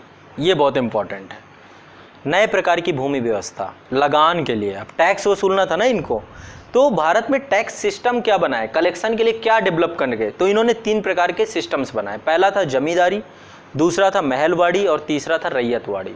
ठीक है, अब देखिए समझो कितना गंदा सिस्टम रहा होगा। ये ज़मीन मेरी थी, इस ज़मीन को इस ज़मीन का नीलाम कर दिया गया, जमींदार को दे दिया गया, मालिक दूसरे को बना दिया गया, अपनी ज़मीन में मैं मजदूर बन गया। जमींदारी सिस्टम इतना शोषणकारी था, जमींदार को बाध्य कर दिया गया कि सूर्यास्त होते एक डेट दे दी जाती थी और बोल दिया जाता था कि सूर्यास्त होने से पहले टैक्स जमा कर देना, नहीं तो क्या होगा, जमींदारी आपकी नीलाम हो जाएगी, दूसरे को दे देंगे। और उससे बेनिफिट था अंग्रेजों का, भाई नीलामी के द्वारा और पैसा मिलता था और दूसरा व्यक्ति फिर कमा के देता था। तो जमींदार अपने लठैतों के साथ जाता था और आपसे जबरदस्ती टैक्स लेता था, क्योंकि उसको अपनी जमींदारी बचानी थी, और 10/11वां हिस्सा खुद लेते थे, 1/11। तो जमींदारी व्यवस्था में तो ऐसा था कि टैक्स की दर ही निर्धारित नहीं थी। बताओ कितना भी ले, जो टोटल कलेक्शन हुआ उसका 1/11वां उसके पास रह जाएगा, 10/11वां इधर आ जाएगा। ये कंडीशन इन्होंने क्रिएट की उस समय पे। और तभी तो भारत की आज़ादी के बाद जो आज देख रहे हो नक्सलवादी गतिविधि, दुनिया भर की गतिविधियाँ इन्हीं की देन। अब क्या करे भारत सरकार, कैसे हैंडल करे, वो खुद नहीं समझ पा रही है। भूमि सुधार फेल हो गए भारत में। ठीक है, तो क्या हुआ, अब ये बड़े दिमाग सोचिएगा, ये प्रीलिम्स में भी आएगा और जितने भी जो भी एग्जाम है उनमें भी सब में इंपॉर्टेंट है। तो नई भूमि व्यवस्था लगान हेतु डेवलप की गई। ठीक है, इसमें जमींदारी, महलवाड़ी, रैयतवाड़ी व्यवस्था थी। सबसे पहले जमींदारी देखते हैं। जमींदारी व्यवस्था लेकर आया लॉर्ड कॉर्नवालिस। ठीक है, उससे पहले था वारेन हेस्टिंग, उसके समय पे इजारेदारी व्यवस्था थी। 1 साल की व्यवस्था, पहले 5 साल की व्यवस्था बनाए, फिर 1 साल का कर दिया उसको। ठीक है, और नीलामी के द्वारा ही चीज़ों को उसने बनाया था। ठीक है, तो यहाँ पे क्या हुआ, यहाँ पे लॉर्ड कॉर्नवालिस ने अब ये कहाँ पे इसको डेवलप किया, कहाँ लगाया, जगह का नाम देखिए। पहला इसने बंगाल वाले क्षेत्र में, ठीक है, बंगाल प्रेसिडेंसी थी पूरी, बंगाल वाले क्षेत्र में जमींदारी व्यवस्था। याद करिएगा, ये सब ये पूछेगा कि कहाँ जमींदारी व्यवस्था थी, बंगाल वाले क्षेत्र में। ठीक है, दूसरा उत्तर प्रदेश में भी थी। उत्तर प्रदेश में कहाँ थी, बनारस वाले क्षेत्र में। उत्तर प्रदेश में मोदी जी के गाँव में। उत्तर प्रदेश, बंगाल, बिहार, उड़ीसा, असम और मद्रास प्रेसिडेंसी का कुछ हिस्सा। मद्रास में ज़्यादातर रैयतवाड़ी थी, मद्रास वाले क्षेत्र में रैयतवाड़ी व्यवस्था थी, लेकिन कुछ हिस्से में मद्रास के जमींदारी भी थी। तो साउथ इंडिया का कुछ हिस्सा दिख रहा है, लेकिन ज़्यादातर यही दिख रहा है, नॉर्थ इंडिया का ये ईस्ट वाला एरिया, बंगाल, बिहार, उड़ीसा, उत्तर प्रदेश का बनारस। उत्तर प्रदेश के पूरे उत्तर प्रदेश में नहीं थी, अवध और आगरा वाले क्षेत्र में महलवाड़ी थी, यहाँ पर आपकी जमींदारी है। ठीक है, तो ये आपका डेवलप किया। इसके तहत क्या था, 10/11वां भाग अंग्रेजों को जाता था और 1/11वां भाग जमींदार को जाता था।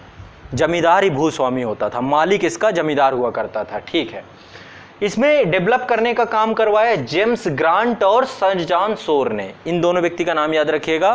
कॉर्नवालिस ने सर जॉन शोर और जेम्स ग्रांट की मदद से ये व्यवस्था डेवलप कराई। ठीक है, आगे बढ़ते हैं। भारत के 19% क्षेत्र में ये लागू थी। ठीक है, इसी व्यवस्था को हम इस्तेमरारी कहते हैं, 20 बेदारी कहते हैं, जगीरदारी कहते हैं। ठीक है, मुझसे कोई पूछ रहा था कि जमींदारी और जगीरदारी क्या है, एक ही है, इसके नाम है मालगुजारी कहते हैं। 3-4 नाम है इसके। ठीक है,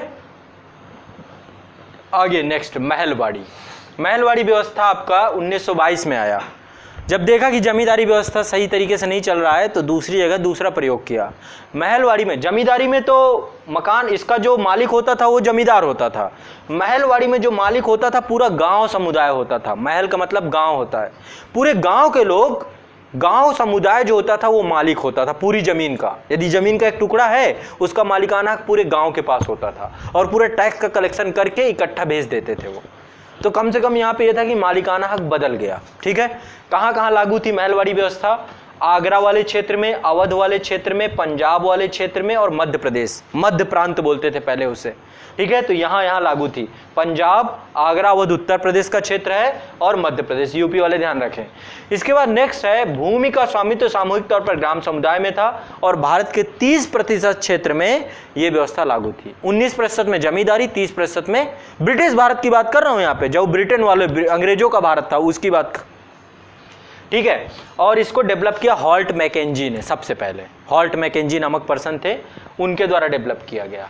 और देखा जाए ओवरऑल तो ये इस समय तो आपके विलियम बेंटिंग आ जाते हैं, उनके टाइम पीरियड पे बड़े स्तर पे डेवलप हुई महलवाड़ी। आगे बढ़ते हैं रैयतवाड़ी व्यवस्था। ठीक है, रैयत का मतलब किसान, यानी कि जमीन का मालिक किसान खुद होगा।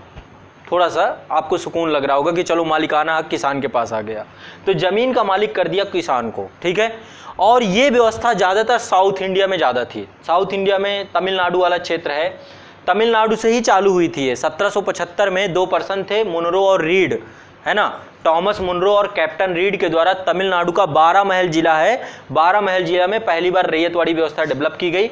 इसमें स्वामित्व किसान के पास होता है। कहाँ कहाँ लगी थी ये? तमिलनाडु, महाराष्ट्र, कर्नाटक, असम, पूर्वी पंजाब, थोड़ा सा पंजाब का हिस्सा भी है, असम का कुर्ग वाला क्षेत्र, वहाँ पे ये रैयतवाड़ी व्यवस्था थी।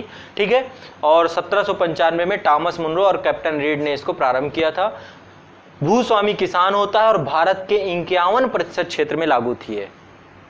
कितने प्रतिशत में? ठीक है, सबसे ज़्यादा कौन सी थी फिर? रैयतवाड़ी। सबसे ज़्यादा रैयतवाड़ी, फिर महलवाड़ी, फिर जमींदारी, परसेंटेज के हिसाब से। तीनों शोषणकारी थी। अभी आगे जब मैं कृषि पढ़ाऊंगा तो मैं इसका जिक्र फिर से उठाऊंगा। यहाँ पे चूंकि मैं अंग्रेजों की विनाशक भूमिका बता रहा हूँ, तो ये विनाश था। नए प्रकार का टैक्सेशन सिस्टम, नए प्रकार का राजस्व उगाही सिस्टम डेवलप करके ये एक विनाश था भारत के लिए, और आज भी इसका दंश हम झेल रहे हैं। भूमि सुधार कार्यक्रम भारत सरकार के द्वारा आज़ादी के बाद लगाए गए, लेकिन आज भी असफल सिद्ध हो गए, है ना। तो ये एक बहुत बड़ी प्रॉब्लम अंग्रेजों के द्वारा क्रिएट की गई, ये भी विनाशात्मक भूमिका में आएगी। आगे क्या किया उन्होंने सिंचाई और लोक कल्याण के कार्यों की उपेक्षा की। उनसे कोई लेना देना था अंग्रेजों से कि यहाँ पे कृषि बर्बाद हो रही, कुछ हो रही है। सिंचाई, आज भी सिंचाई की हालत बहुत अच्छी नहीं है। आज भी भारत की कृषि मानसून पे आधारित है। वर्षा पानी तो खेती हो गई, नहीं वर्षा पानी, है ना। अभी आपको शायद पता हो पूरा बिहार में बड़े स्तर पे धान की खेती होती है, लेकिन जिस प्रकार से बाढ़ आई इस बार की पूरी धान की फसल चौपट है। वहाँ के लोगों ने छोड़ दिया कि इस बार फसल नहीं करेंगे हम धान की, कैसे कर लें। तो भारत में जो अतिवृष्टि या अनावृष्टि की स्थिति आ जाए या अल्पवृष्टि की स्थिति आ जाए तो भारत जैसे देश में खेती संभव नहीं है। क्यों? आज भी अभी भी हम उन्हीं रिसोर्सेज पे डेवलप हैं, अभी उस पर बाद में चर्चा करेंगे। ठीक है, तो यहाँ पे क्या था, ओवरऑल सिंचाई और लोक कल्याण के कार्यों की उपेक्षा की इन्होंने। दस्तकारी हस्तशिल्प का विनाश किया, कृषि का वाणिज्यीकरण कर दिया, मुक्त व्यापार नीति ले आ गए। मुक्त व्यापार नीति क्या होती है? लेसेस फेयर का सिद्धांत। एक पर्सन थे जिनका नाम था एडम स्मिथ, नाम सुना होगा आपने। वेल्थ ऑफ नेशन एक पुस्तक लिखी इन्होंने, और इस पुस्तक में इन्होंने एक सिद्धांत दिया लेसेस फेयर का, हस्तक्षेप का सिद्धांत, यानी राज्य अर्थव्यवस्था में हस्तक्षेप ना करे। ठीक है, इसी से पूंजीवादी अर्थव्यवस्था का विकास हुआ है। आगे अभी मैं पूंजीवादी जब पढ़ाऊंगा तो मैं उसको ज़्यादा अच्छे से समझाऊंगा। मुक्त व्यापार नीति का मतलब है कस्टम ड्यूटी फ्री कर देना। आप हमारे यहाँ व्यापार कीजिए, हम आपके यहाँ करेंगे, लेकिन आप खुद समझिए, आपका प्रोडक्ट सस्ता है, आपके प्रोडक्ट में टैक्स भी नहीं लग रहा है, तो आपका प्रोडक्ट और सस्ता हो जाएगा।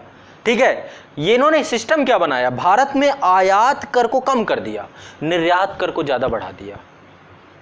आयात कर, चूंकि आयात इंग्लैंड से होता था तो यहाँ पे आता था, टैक्स कम होता था, कस्टम ड्यूटी आयात की, तो जब आयात की कस्टम, तो आयात और सस्ता हो जाता था माल।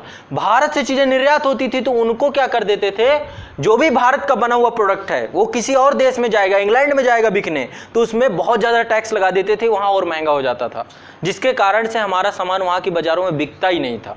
और अंदर की बाज़ारों में भी वही हालत था, क्योंकि इंग्लैंड का सामान सस्ता पड़ता था और अच्छा पड़ता था। तो हम क्या करते थे उसी को, जैसे आज चाइना आप खरीद रहे हो खूब दबा के, आज आपको कोई नहीं पड़ी कि भारत का माइक्रोमैक्स भी कोई मोबाइल होता है, कोई लेना, क्यों? क्योंकि आप क्यों क्वालिटी से परहेज करोगे? आपको ओप्पो वीवो इतना अच्छा सेल्फी कैमरा दे रहे हैं, क्यों लोगे आप किसी का दूसरा कैमरा? तो मुद्दा यह है कि आप भारतीय व्यापार का, क्योंकि वो प्रतिस्पर्धा माइक्रोमैक्स नहीं कर पाएगा, वो टेक्नोलॉजी माइक्रोमैक्स के पास नहीं आएगी। क्यों? नहीं है पूंजी, नहीं है निवेश, नहीं है इनपुट, क्योंकि मार्केट में डिमांड ही कम है उसकी, तो क्यों करेगा, क्यों प्रोत्साहित हो? तो मुद्दा यह है कि भारतीय व्यापार पूरी तरीके से चौपट हो गया अंग्रेजों के टाइम पीरियड पे, ठीक है। तो ये इनके द्वारा विभेदात्मक सीमा शुल्क लगाया गया, ठीक है, कस्टम ड्यूटी ऐसी लगाई गई जो भारतीयों के पक्ष में ना हो, और सबसे इंपॉर्टेंट काम धन का बहिर्गमन हो गया, पैसा हमारा ड्रेनेड बेल्ट हो गया, यहाँ का पैसा है ना, बादल यहाँ बनते थे और बरसते कहाँ थे? इंग्लैंड में जाकर के। जितना पानी है टेम्स नदी में जाकर बरस जाता था, गंगा नदी का पानी पूरा इधर उधर हुआ है। तो ये क्या है, जॉन सुल्विन ने कहा है ये बात, ठीक है। तो अंग्रेजों ने ही कही ये बात कि ऐसा ऐसा हमने किया है, इसे एक्सेप्ट भी किया उन्होंने। तो कहने का तात्पर्य है कि भारत की अर्थव्यवस्था को चौपट करने का काम इन महापुरुषों ने किया है, ये जो आए, और इस कारण से हमारी इकोनॉमिक स्थिति इतनी कमज़ोर हो गई कि भारत की जो वर्तमान अर्थव्यवस्था है, आज की अर्थव्यवस्था, अब इसकी क्या स्थिति है। एक तो ये डेवलप्ड इकोनॉमी नहीं है, इतना बड़ा देश, इतने समय से इतना अच्छा देश होने के बाद भी भारत भी आज भी डेवलपिंग इकोनॉमी है। डेवलपिंग इकोनॉमी के बहुत सारे रीज़न होते हैं, वो बताऊंगा। निम्न प्रति व्यक्ति आय है, जीडीपी का स्तर बहुत कम है, यहाँ का सामाजिक आर्थिक पोषण स्तर अच्छा नहीं है, इस कारण से हम विकासशील अर्थव्यवस्था में आते हैं। हमारे यहाँ की स्वास्थ्य सुविधाएं, हमारे यहाँ की चीज़ें अभी बेहतर नहीं है, लोग पेट में खाना ही खा पाते तो इलाज क्या कराएंगे। भारत में लोग बीमार होते हैं, पता क्या मेंटलिटी होती है, भारत के लोग बीमार के बाद हॉस्पिटल नहीं जाते हैं, वो झेलते हैं 4, 6, 8, 10 दिन, है ना। वो चाहते हैं कि 10 रुपए की खुराक की गोली में सही हो जाए, वो मजबूरी में हॉस्पिटल जाता है, क्योंकि उसको पता है कि वहाँ पर बड़ा खर्चा होगा। क्यों? मजबूरी, खाने के लिए पैसा नहीं तो इलाज कौन कराएगा। तो 10 रुपए की गोली में सही कराता है, फिर और बीमार होता है, फिर और बीमार होने के बाद फिर अस्पताल जाता है, फिर डॉक्टर अच्छे से बिल बनाता है, सारे टेस्ट लिखता है, ठीक है। तो भारत में जब ये कंडीशन है तो निम्न विकासशील अर्थव्यवस्था है, निम्न प्रति व्यक्ति आय है, पूंजी नहीं है हमारे यहाँ पे। क्यों एफडीआई? मोदी जी क्यों चिल्ला रहे हैं एफडीआई लाओ, एफडीआई लाओ, बाहर से पैसा लाओ। दुनिया भर के देशों में जाके मांग रहे हैं कि भाई साहब भारत में वैसे आइए, मेक इन इंडिया कीजिए, हमारे यहाँ पे इन्वेस्ट कीजिए। सिलिकॉन वैली पे जाकर के मार्क जुकरबर्ग से मिल रहे हैं कि भैया एक तो हमारे यहाँ भी लगा दो, इतने फेसबुक यूजर भारत में है ना, वहीं से संचालन कर रहे हो, चाइना संचालन हो रहा है, एप्पल से कह रहे हैं भैया यहीं बनाओ, इतने फोन हम भिजवा रहे हैं आपके। तो ये क्या है? पूंजी का अभाव है, पूंजी नहीं है हमारे पास पे, कोई इन्वेस्टर ही नहीं है। क्यों? इन्वेस्टर बहुत सारे रीजन है, दुनिया भर से हम इन्वेस्टर्स बुला के लाते हैं, दुनिया भर की समिट होती हैं। तो भारत में सब अंग्रेजों के कारण है, देखो पूंजी का अभाव है, बेरोजगारी जिसके कारण से लोग बेरोजगार हैं, भारत के बड़ी स्तर की बेरोजगारी भारत में देखने को मिलती है। सिर्फ और सिर्फ रोजगार कौन दे रहा है? Government sector. कब तक देता रहेगा रोजगार? कब तक भारतीय लोग केवल गवर्नमेंट सेक्टर से ही रोजगार के लिए आस लगाए बैठे रहेंगे? नहीं हो पाएगी पूर्ति कभी भी। आपको उद्योग में जाना ही पड़ेगा, सेल्फ एम्प्लॉयमेंट में जाना ही पड़ेगा, तभी जाकर के भारत की बेरोजगारी खत्म होगी। तो बेरोजगारी बड़े स्तर पे है, कृषि की प्रधानता है, एग्रीकल्चर सेक्टर हमारे यहाँ पे बड़ा डेवलप है, लेकिन वो भी बोझ बन गया है। अब अप्रत्यक्ष बेरोजगारी है, वहाँ पे काम एक आदमी का है, लगे 15 हैं, ये भी बड़ी समस्या है ना। एक आदमी को पानी सींचने में, एक आदमी को पाइप पकड़ के पानी सींचना है, 4 टार्च दिखाने जा रहे हैं, तो जो 4 लगे हुए हैं वो बेकार है, वो टाइम पास करने जा रहे हैं। तो ये बेरोजगारी का अप्रत्यक्ष बेरोजगारी है ये। तो भारत में क्या है? बेरोजगारी की समस्या, कृषि की प्रधानता है, कृषि में जनसंख्या का अत्यधिक दबाव है ना, जनसंख्या लगातार बढ़ रही है। पर संपत्तियों का दोषपूर्ण वितरण है। हमारे यहाँ पे जो पता चला, किसी के पास बिघाओं जमीन है, भूमिहार है वो, और किसी के पास 1 गज जमीन नहीं है, पड़ा है वो, है ना। तभी जाकर के अब सबके लिए आवास योजना, दुनिया भर की चीज़ें आ रही हैं। लोग झुग्गियों में पड़े हैं, लोग डिवाइडर्स में पड़ के सो के अपनी नींद पूरी करते हैं, ये कंडीशन है किसी के साथ। तो भारत में परिसंपत्तियों का दोषपूर्ण यानी धन का केंद्रीकरण हो गया। इसके बाद निम्न स्तर की तकनीकी, हमारे पास टेक्नोलॉजी कम है, अभी भी कम है। वास्तव में बहुत मामलों में तकनीकी तौर पे भारत बहुत पिछड़ा देश अभी भी है। इसके अलावा भारत की औसत भारतीय का निम्न जीवन स्तर अच्छा नहीं है, हम बहुत अच्छी लाइफ स्टाइल नहीं जीते हैं, हम कंप्रोमाइज में जीते हैं, हम अपनी मन की चीज़ें नहीं कर पाते। हमारे दुनिया भर के मन होते हैं, हम उनको भगवान भाग्यवादी नज़रिया कि मेरे किस्मत में यही है दबा देते हैं। तो भारत में निम्न जीवन स्तर है, जनसंख्या दबाव बढ़ता जा रहा है, इसमें कोई कंट्रोल नहीं हो पा रहा है। उद्योगों का पिछड़ापन उद्योग पिछड़े हुए हैं भारत में, इंडस्ट्रियल सेक्टर डेवलप ही नहीं कर पाए, हम सीधा एग्रीकल्चर से सर्विस सेक्टर में कूद गए। भारत में सर्विस सेक्टर में आज देखिए हम कितने बड़े, है ना, लेकिन हमें इंडस्ट्रियल सेक्टर को बहुत इंपॉर्टेंट रोल अदा करना चाहिए, वो है ही नहीं। परंपरावादी समाज आज भी है, आज भी लोग परंपरावादी हैं, यहाँ के सोच प्रोग्रेसिव नहीं है, छोटी छोटी बातों पे लगे रहते हैं, बात बात पे मुकदमेबाजी कर देते हैं, तो अपना टाइम वहीं पे, क्या किसी के ऊपर मुकदमा कर दूंगा तो वहाँ से मुझे पैसा मिलेगा कि पैसा जाएगा? तो प्रोडक्टिव हुआ कि नॉन प्रोडक्टिव हुआ? यदि कोई भी काम करो जिस एक्टिविटी से पैसा नहीं आए, जैसे आप घर पे महिलाएं हैं, महिलाएं घर पे खूब बर्तन धोएं, खूब झाड़ू लगाएं, खूब कपड़े धोएं, क्या रेवेन्यू जनरेट हो रहा है उनका? कोई मूल्य है उनके पैसे का? नहीं है ना। तो अनप्रोडक्टिव, अनुत्पादक काम कर रही हैं। अनुत्पादक काम में आप एक व्यक्ति को फंसाए पड़े हुए हो, उसको बस चूल्हा चौकन में लगाए हुए हो। ऐसा बेहतर क्या होता है वो कहीं बाहर जाती जॉब कर रहे हैं, घर का काम के लिए किसी दूसरी महिला को लगाती, तो दो प्रोडक्टिव हो जाते, दूसरी को रोजगार मिलता और वो कहीं जाके रोजगार करती। तो प्रोडक्टिविटी इसे कहते हैं, ये नहीं कि पड़े हुए हैं घर पे काम कर रहे हैं। तो ये सोच परंपरावादी समाज ये बहुत बड़ा इंपॉर्टेंस रखता है। हमारे यहाँ पे 90% काम, कोई मर गया मृतक भोज कराओ, है ना, मरने पे खाना खिलाओ। तो मुद्दा ये है कि अब उसके लिए कर्जा लो। आज को जानते हो 13वीं करने के लिए लाखों रुपए आदमी लेता, फिर वो जिंदगी में कर्जा भरता रहता पिताजी की 13वीं का। गांव में बहुत बुरी समस्या है और नहीं खिलाओ। तो ऐसा परंपरावादी समाज है कि यहाँ पे बहुत सारी चीजें लोग ऐसे लेकर के फंड लेकर लोन लेकर करते हैं, जिससे प्रोडक्टिविटी नहीं होती है, जिसके कारण से समाज हमारा आज भी गरीब बना हुआ है। परिवहन साधनों का अभाव, आज भी उतने परिवहन साधन नहीं है हमारे देश में। देखिए रेलवे में क्या हालत है या किसी भी सेक्टर में क्या हालत है।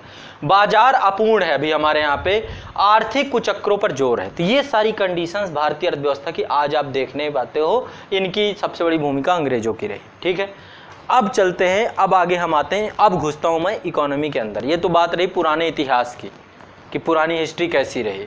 अब बात करते हैं आर्थिक प्रणाली की। ठीक है, आर्थिक प्रणाली क्या चीज़ें हैं, पूंजीवादी अर्थव्यवस्था क्या है, समाजवादी क्या है, मिश्रित क्या है, खूब पढ़ा है आपने, खूब पता है आपको, नो डाउट। लेकिन मेरा फर्ज बनता है कि मैं आपको चीज़ें लेके चलूँ। आर्थिक व्यवस्था क्या है? पहली बात, आर्थिक प्रणाली क्या है?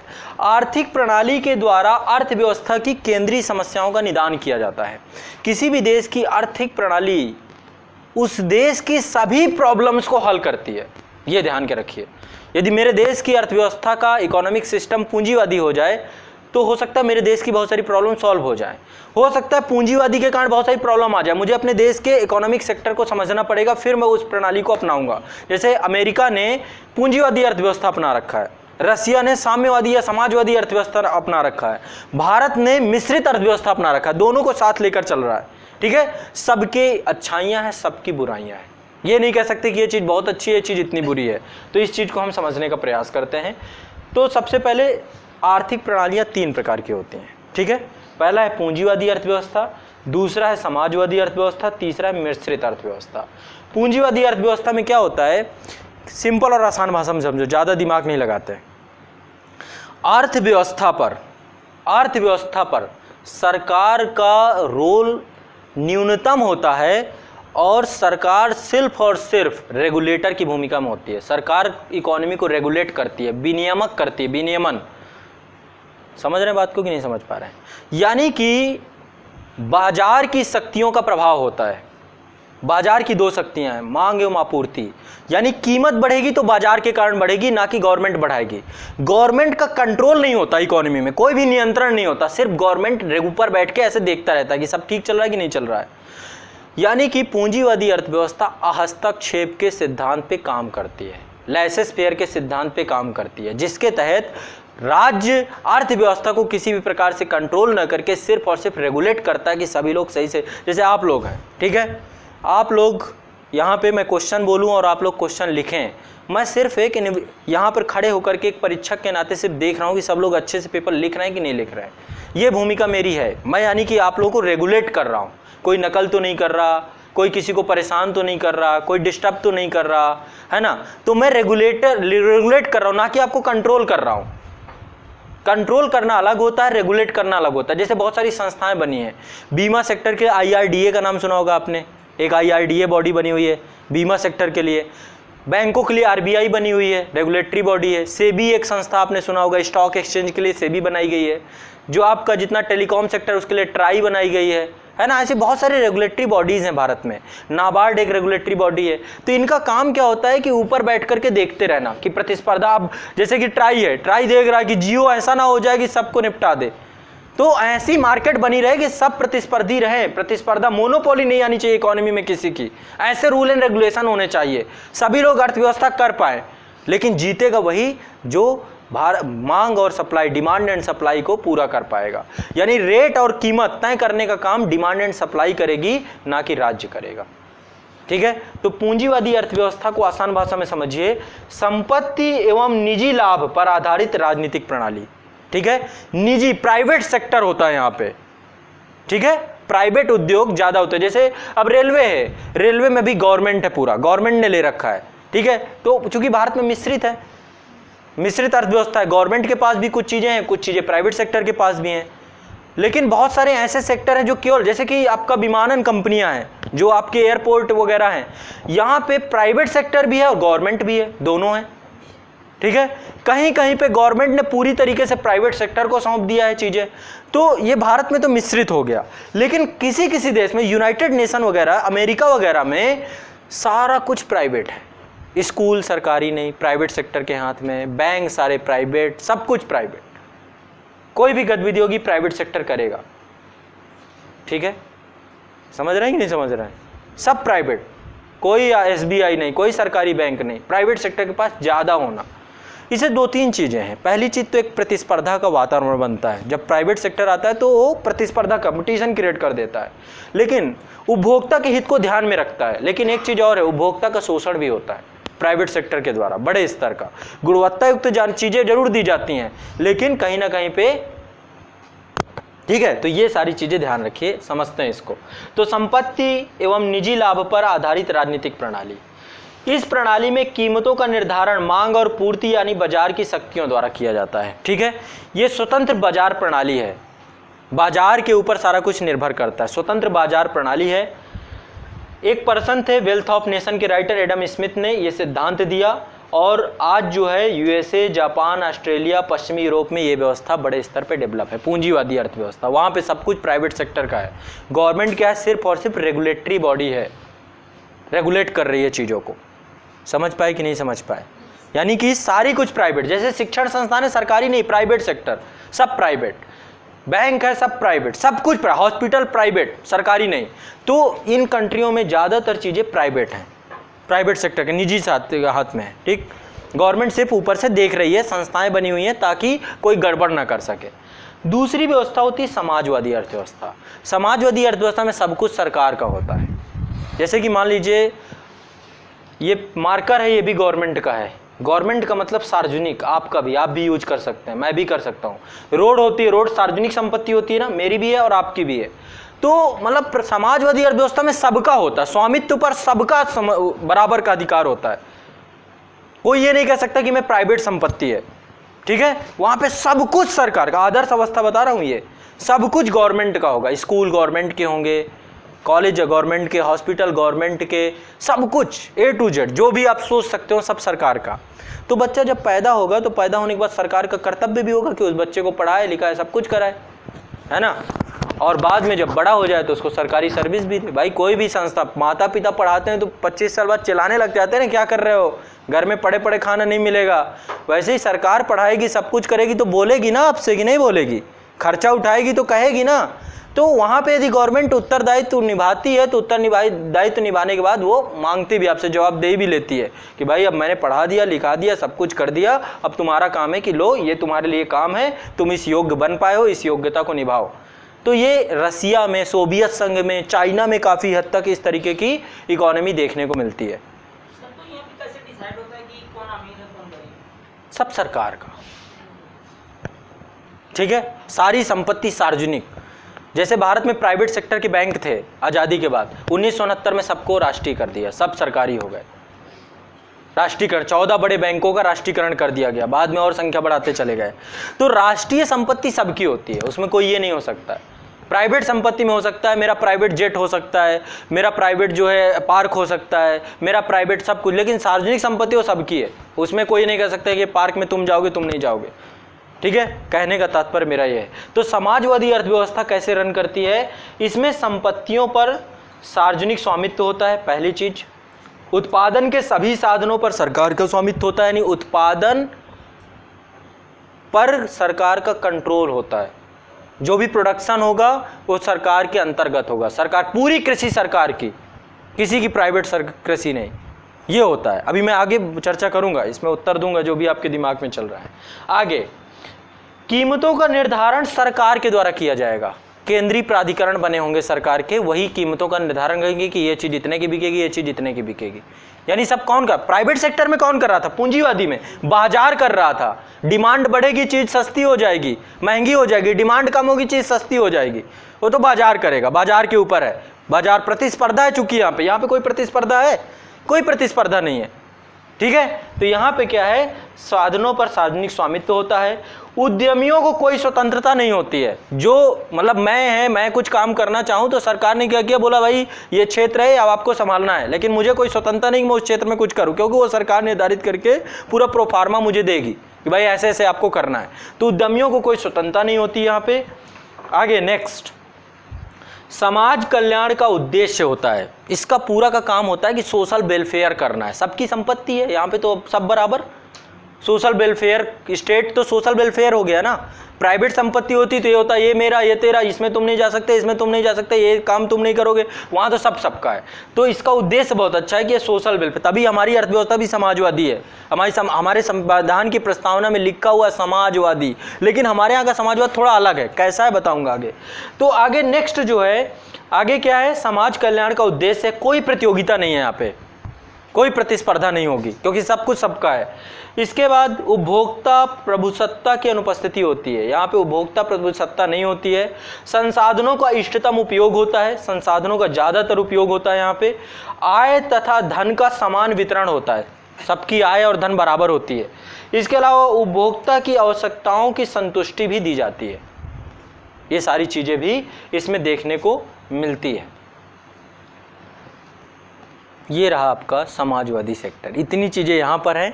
यहाँ पे क्या है, यहाँ पे सरकार की भूमिका की अनुपस्थिति है, अर्थव्यवस्था में कंपटीशन है, प्रतिस्पर्धा है, सब कुछ है।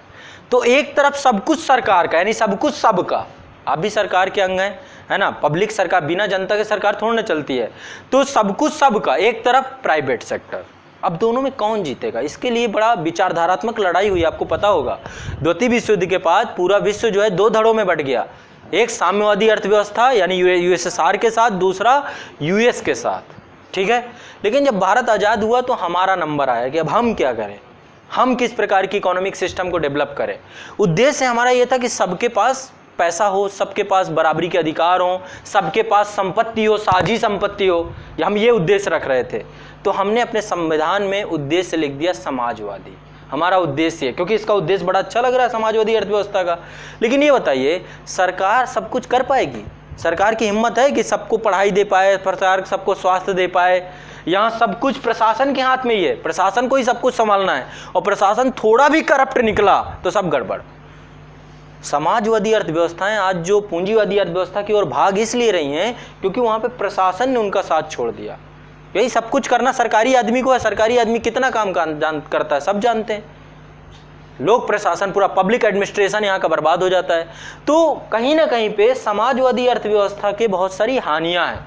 हानियाँ क्या क्या है यहाँ पे? पहली बात, सबसे पहली हानि है कि लागत की गलत गणना हो जाती है। भाई लोगों को वेलफेयर करना है, चीज़ महंगी भी हुई तो भी सस्ती में बिक रही है, क्योंकि डिमांड एंड सप्लाई तो है नहीं, तो कोई चीज़ जा रही है बस एक ही रेट में जा रही है। यहाँ पे क्या हो रहा है, प्राइवेट सेक्टर में चीज़ कम है तो महंगी हो गई, उसकी वैल्यू बढ़ गई, चीज़ का ज़्यादा है तो वैल्यू घट गई। तो ये यहाँ पे लागत की गलत गणना होती किसी भी चीज़ की।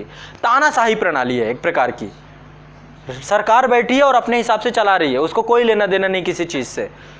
सोशलिस्ट सिस्टम की बात कर रहा हूँ। इसके अलावा और क्या है, सरकार के हाथों में शक्ति का केंद्रीकरण हो जाता है, सरकार ज़्यादा पावरफुल हो जाती है।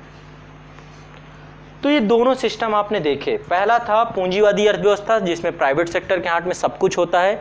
दूसरा था, अब हमारे पास जब आज़ाद हुए तो हमारे पास विकल्प था कि भाई सब कुछ सरकार को सौंप दें, लेकिन सरकार के पास था क्या था बताइए?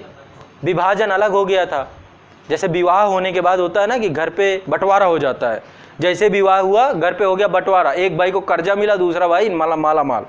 तो भारत ऐसा देश था, आज़ादी के बाद हमें कुछ क्या मिला? कुछ नहीं मिला, कर्जे में थे, पाकिस्तान तक को कुछ लाख रुपए देने थे, है ना। ये कंडीशन थी देश की, नवजात अर्थव्यवस्था थी, कुछ नहीं था हमारे पास। तो भारत को ये था कि भाई हम अकेले काम, सरकार ने हाथ खड़े कर दिए कि मैं इतने बड़े देश को कैसे चलाऊंगा। तो सरकार ने क्या किया कि एक ऐसे इकोनॉमिक सिस्टम को डेवलप किया जिसमें दोनों मिल के काम कर सके, ठीक है, समाजवादी भी और पूंजीवादी भी। तो हमारे यहाँ पे आ गई मिश्रित अर्थव्यवस्था, जहाँ पे दोनों अर्थव्यवस्थाओं का मिश्रण हो गया। प्राइवेट सेक्टर भी स्कूल खोले, सरकार भी खोलेगी। सरकार सस्ता रखेगी, 1 रुपए का पर्चा कटवाइए, अस्पताल में जाइए, आपके पास 1 करोड़ है तो वेदांता में जाइए, ठीक है। तो दोनों सिस्टम है यहाँ पे। आपके पास पैसा है तो प्राइवेट सेक्टर का आनंद लीजिए, पैसा नहीं है तो एयर इंडिया में उड़िए। हर चीज है यहाँ पे, पैसेंजर ट्रेन भी चल रही है, राजधानी भी चल रही है, गरीब रथ भी चल रही है। एसी का मजा लेना है तो सस्ते में भी और बाकी अच्छे में भी। तो भारत में क्या है ना कि चीजों को ऐसा डेवलप किया गया ताकि गवर्नमेंट ज्यादा अच्छा काम कर सके। शुरुआती देखो 1991 से पहले तो भारत सरकार ज्यादातर जितने भी सेक्टर थे सब अपने पास ही रखे हुए थे, अपने जेब में भर ली, सारे नहीं देंगे। जितने महत्वपूर्ण होंगे सब जेब में भरे रहते थे, वित्त मंत्री घूम रहे होते थे। बड़े बड़े सेक्टर हम करेंगे, बड़ा गुरूर था। लेकिन 1991 में इकोनॉमी चौपट हो गई। 1991 में बैलेंस ऑफ पेमेंट आ गया, है ना, भुगतान संतुलन। 7 दिनों के लिए भी पैसा नहीं बचा कि पेट्रोल खरीद लें, कुछ कर लें। पेट्रोल देश की अर्थव्यवस्था का रक्त होता है, ब्लड। जैसे हमारी बॉडी में ब्लड चल रहा है ना, वैसे भारत और किसी भी देश की इकोनॉमी के लिए पेट्रोल बहुत इंपॉर्टेंट चीज़ है। मान लो 1 मिनट के लिए पूरे विश्व से पेट्रोल खत्म हो जाए, थाइनोस आए, पेट्रोल ले जाए, तो पेट्रोल जाने के बाद आप खुद सोचो क्या होगा। सारी गाड़ियाँ खड़ी हैं रोड में, है ना, जो सामान आपने मंगाया था वहीं फंस गया, अमेजॉन का आ ही नहीं रहा, कहाँ भैया गाड़ी चल नहीं रही। तो अर्थव्यवस्था का ब्लड है, जो अर्थव्यवस्था भाग रही है ना पटरियों में, ये पेट्रोल के कारण भाग रही है। तो 1991 में ये कंडीशन आ गई कि ऊर्जा के संसाधन खत्म, भारत में पैसा ही नहीं था कि हम खरीद पाएं। गल्फ वार चालू हो गया, अमेरिका ने नाटो देशों के साथ ईरान पे आक्रमण कर दिया, इराक पे। इराक से पेट्रोल जो ज़्यादा स्तर पे आता था वो बंद हो गया। मलेशिया के पास, अब देखो प्रतिबंध लग गया इराक के ऊपर, या गल्फ वाले कंट्री आसपास देशों में उत्पादन बंद हो गया। तो पेट्रोल की कीमत घटेगी कि बढ़ेगी? बढ़ेगी। क्यों? उत्पादन कम है, डिमांड ज़्यादा है, डिमांड ज़्यादा, सप्लाई कम हो गई, तो उस चीज़ की कीमत और बढ़ गई। तो जो पैसा था वो भी रहे। उस समय के पाकिस्तान थे हम, ठीक है, जो आज पाकिस्तान की स्थिति है। बड़ा मुझे खुशी हुई, कल इमरान खान साहब गए, वो भी कॉमर्शियल जहाज पे, है ना, सबके साथ बैठ के गए। प्राइवेट जेट तक ले जाने की हिम्मत नहीं है पाकिस्तान के पास। इस ये कंडीशन हो गई इकोनॉमी के स्तर पे, ठीक है, कि वहाँ का राष्ट्राध्यक्ष अपने प्राइवेट जेट से अमेरिका जा सके मीटिंग करने के लिए, और अमेरिका में कोई लिवाने भी नहीं आया, ठीक है। तो मुद्दा ये है कि तात्पर्य ये है कि कहीं ना कहीं पे हमारे देश की भी ये कंडीशन हो गई 1991 में, और तब जाकर के हमने क्या किया कि पूरे सिस्टम को चेंज किया। जो सारा कुछ वित्त मंत्री जेब में भरे बैठे थे, आईएमएफ हमने कहा पहले अपनी जेब निकालो, जेब में क्या डाले हो। तो पता चला कि यहाँ तो सब कुछ लाइसेंस में मिलता है, हर चीज़ पर लाइसेंस, इंस्पेक्टर राज, यहाँ पे व्यापार करना मुश्किल है। तो आईएमएफ ने जेब थतोल ली और बोला पूरी जेब बाहर करनी पड़ेगी, और 3 तरीके की पॉलिसी लेकर आए, है ना, निजीकरण, उदारीकरण और वैश्वीकरण। ये 3 पॉलिसी आई थी, और भारत की समाजवादी अर्थव्यवस्था जो ज़्यादा थी। अब देखो मैं एक बहुत आसान भाषा बताता हूँ, ये मेरे हाथ हैं, एक तरफ समाजवादी रखा है, एक तरफ पूंजीवादी रखा है। ना तो कोई देश आज के समय में समाजवादी है, ना कोई पूंजीवादी है। किसी का पटला पूंजीवादी की तरफ उठा है, जैसे अमेरिका, वहाँ भी समाजवादी है, ऐसा नहीं, ओबामा केयर वहाँ भी है। किसी का पटला समाजवादी करूँ, वहाँ भी पूंजी। चाइना का है कि मैं पूरा समाजवादी, कहाँ भैया, दुनिया भर का ये वीवो ओप्पो बेच रहे हो, ये कंपनियां कहाँ की हैं? तुम्हारी भारत चाइना सरकार की हैं, सब प्राइवेट सेक्टर। अलीबाबा कौन है? वो नहीं है ना कि शी जिनपिंग अलीबाबा हैं, वो तो अलग पर्सनल है जो अपना अपना चला रहे हैं बिजनेस। तो आज के टाइम पे हर देश या तो पूंजीवादी की तरफ झुका हुआ है, तो उसको बोलते हैं पूंजीवादी अर्थव्यवस्था है, वहाँ भी समाजवादी। या तो वहाँ पे समाजवादी है ज़्यादा। भारत में यानी सब मिश्रित हो चुके हैं मोटा मोटी, बस ये है कि उनका जो कांटा है ना वो किधर झुका हुआ है, इधर पूंजीवादी की तरफ, तो कहते हैं पूंजीवादी देश है। अब रूस है पूरी की पूरी तरह से वो पूरी इंडस्ट्रियलाइजेशन पे आ चुका है, उद्योगों पे आ चुका है। लेनिन की पुरानी नीति कि एक 2 कदम आगे बढ़ने के लिए 1 कदम पीछे हटना होता है, तो सारी चीज़ें आज यही है। ना कोई देश ये क्लेम कर सकता कि मैं पूरी तरीके से समाजवादी हूँ, ना कोई देश ये क्लेम कर सकता कि मैं पूरी तरह से पूंजीवादी हूँ। सब जगह समाजवादी भी है, पूंजीवादी भी है। बस पड़ला की बात है कि किसका पड़ला किधर झुका है, कहीं पे पूंजीवादी ज़्यादा है, कहीं पे समाजवादी, लेकिन सेक्टर दोनों एक्टिव हैं। गवर्नमेंट भी काम कर रही है और ये भी काम कर रही है, ठीक है। तो भारत में मिश्रित अर्थव्यवस्था है। मिश्रित अर्थव्यवस्था वे अर्थव्यवस्थाएं होती हैं जहाँ पे पूंजीवादी और समाजवादी दोनों के तत्व निहित होते हैं, उपस्थित होते हैं। स्वामित्व तो निजी तथा सार्वजनिक दोनों क्षेत्रों पर होता है, ठीक है। स्वामित्व जो है निजी और सार्वजनिक दोनों क्षेत्रों में होता है। इसके अलावा राष्ट्रीयकरण का लेकिन भय रहता है। सरकार जब चूंकि दोनों व्यवस्था है, ऑफिशियली घोषित नहीं है ना कि केवल पूंजीवादी राष्ट्र है। यदि पूंजीवादी राष्ट्र घोषित होगा तो वो प्राइवेट नहीं, राष्ट्रीयकरण नहीं करेगा, लेकिन अब यहाँ पे क्या है, दोनों मिक्स है। तो सरकार जब चाहे, सरकार का जब मन किया राष्ट्रीय संपत्ति घोषित, ये संपत्ति राष्ट्रीय संपत्ति घोषित, जैसे बैंकों का किया गया और भी बहुत सारी संस्थाएं। तो राष्ट्रीयकरण का यहाँ भय बना रहता है। अकुशलता और भ्रष्टाचार यहाँ बहुत बड़े स्तर का होता है मिश्रित अर्थव्यवस्था में, आप देख ही सकते हैं। आर्थिक शक्तियों का केंद्रीकरण होता है, ठीक है। ये हो गई आपकी तीनों प्रकार की आर्थिक प्रणालियाँ। अब मुझे बताओ तीनों समझ में आई कि नहीं आई? पूंजीवादी private sector, government sector Samajwadi, और प्राइवेट और गवर्नमेंट दोनों मिलाकर के बनता है आपका मिश्रित, ठीक। वेल्थ ऑफ नेशन पुस्तक का नाम याद रखिएगा, एडम स्मिथ का नाम याद रखिएगा, लेसेस-फेयर का सिद्धांत याद रखिएगा। इसके कारण पूंजीवादी पैदा हुआ। एक जॉन मेकार्ड कीन्स थे, उनके द्वारा समाजवादी अर्थव्यवस्था का वो दिया गया कॉन्सेप्ट, और नेहरू के द्वारा, ठीक है, भारत अपना ही कुछ लेकर आता है, जैसे कि नैम। तो ये जो है तीनों प्रकार की अर्थव्यवस्था की प्रणालियाँ हो गई। कोई देश या तो पूंजीवादी की तरफ झुका है, या तो कोई समाजवादी की तरफ, या तो कोई मिश्रित की तरफ, दोनों में मिक्स है, ठीक। भारत कैसा है? मिश्रित अर्थ। तो ये हो गई आर्थिक प्रणालियाँ। अभी तक क्या समझा दिया मैंने आपको ब्रिटिश पूर्व भारतीय अर्थव्यवस्था बता दिया, मैंने आपको ब्रिटिश शासन में भारतीय अर्थव्यवस्था बता दिया, मैंने उनकी रचनात्मक और विनाशात्मक भूमिका बता दिया, मैंने आपको उनकी पॉलिसी में लैंड टेन्योर सिस्टम यानी कि जमींदारी, मालवाड़ी, रैयतवाड़ी, भारतीय अर्थव्यवस्था का परिचय और आर्थिक प्रणालियाँ, इतनी विषय वस्तु पर हमारी चर्चा हो गई। ठीक ठाक हो ना? हाँ, ये बहुत ज़रूरी है, दिमाग शांत होना चाहिए। समझ में आ रहा है?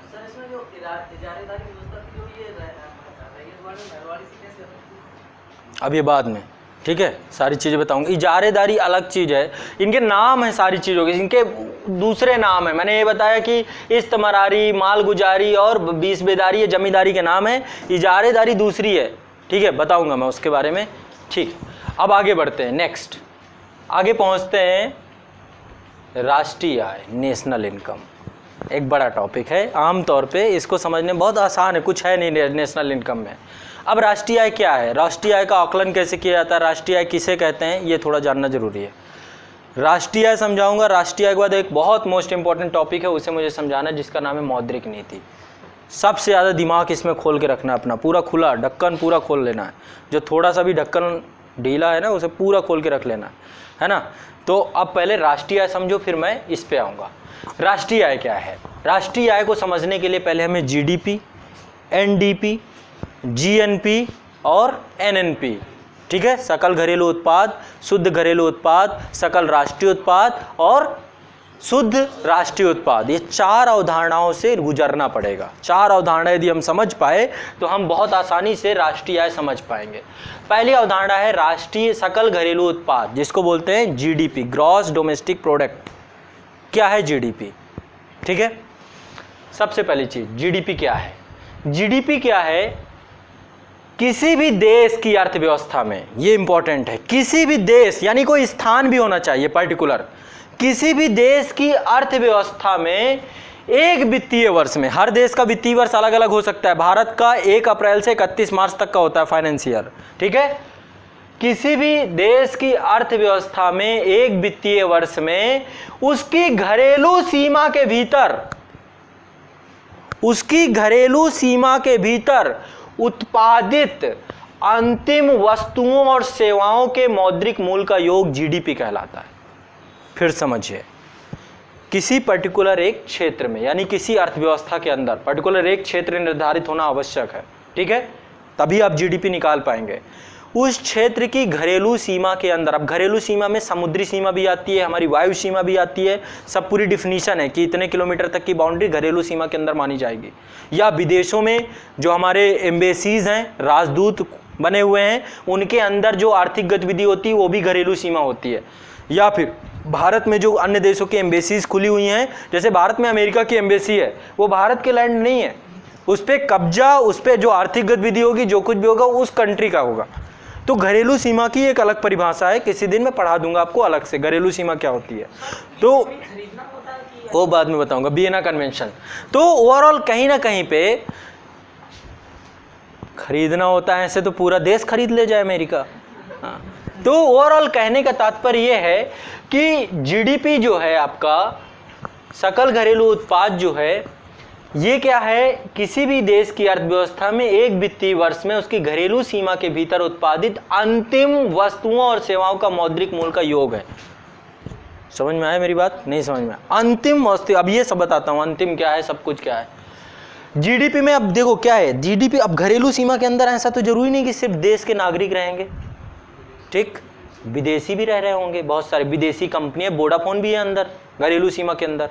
लेकिन घरेलू सीमा के अंदर कोई भी आके काम करे, कोई भी आके काम करे, ठीक है, हमारे घर के अंदर आके कुछ भी आर्थिक गतिविधि हो रही है, तो वो किस में जोड़ा जाएगा?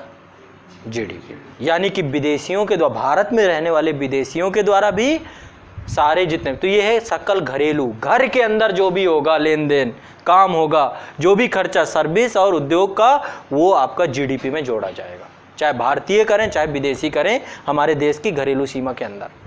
ये हो गया जीडीपी।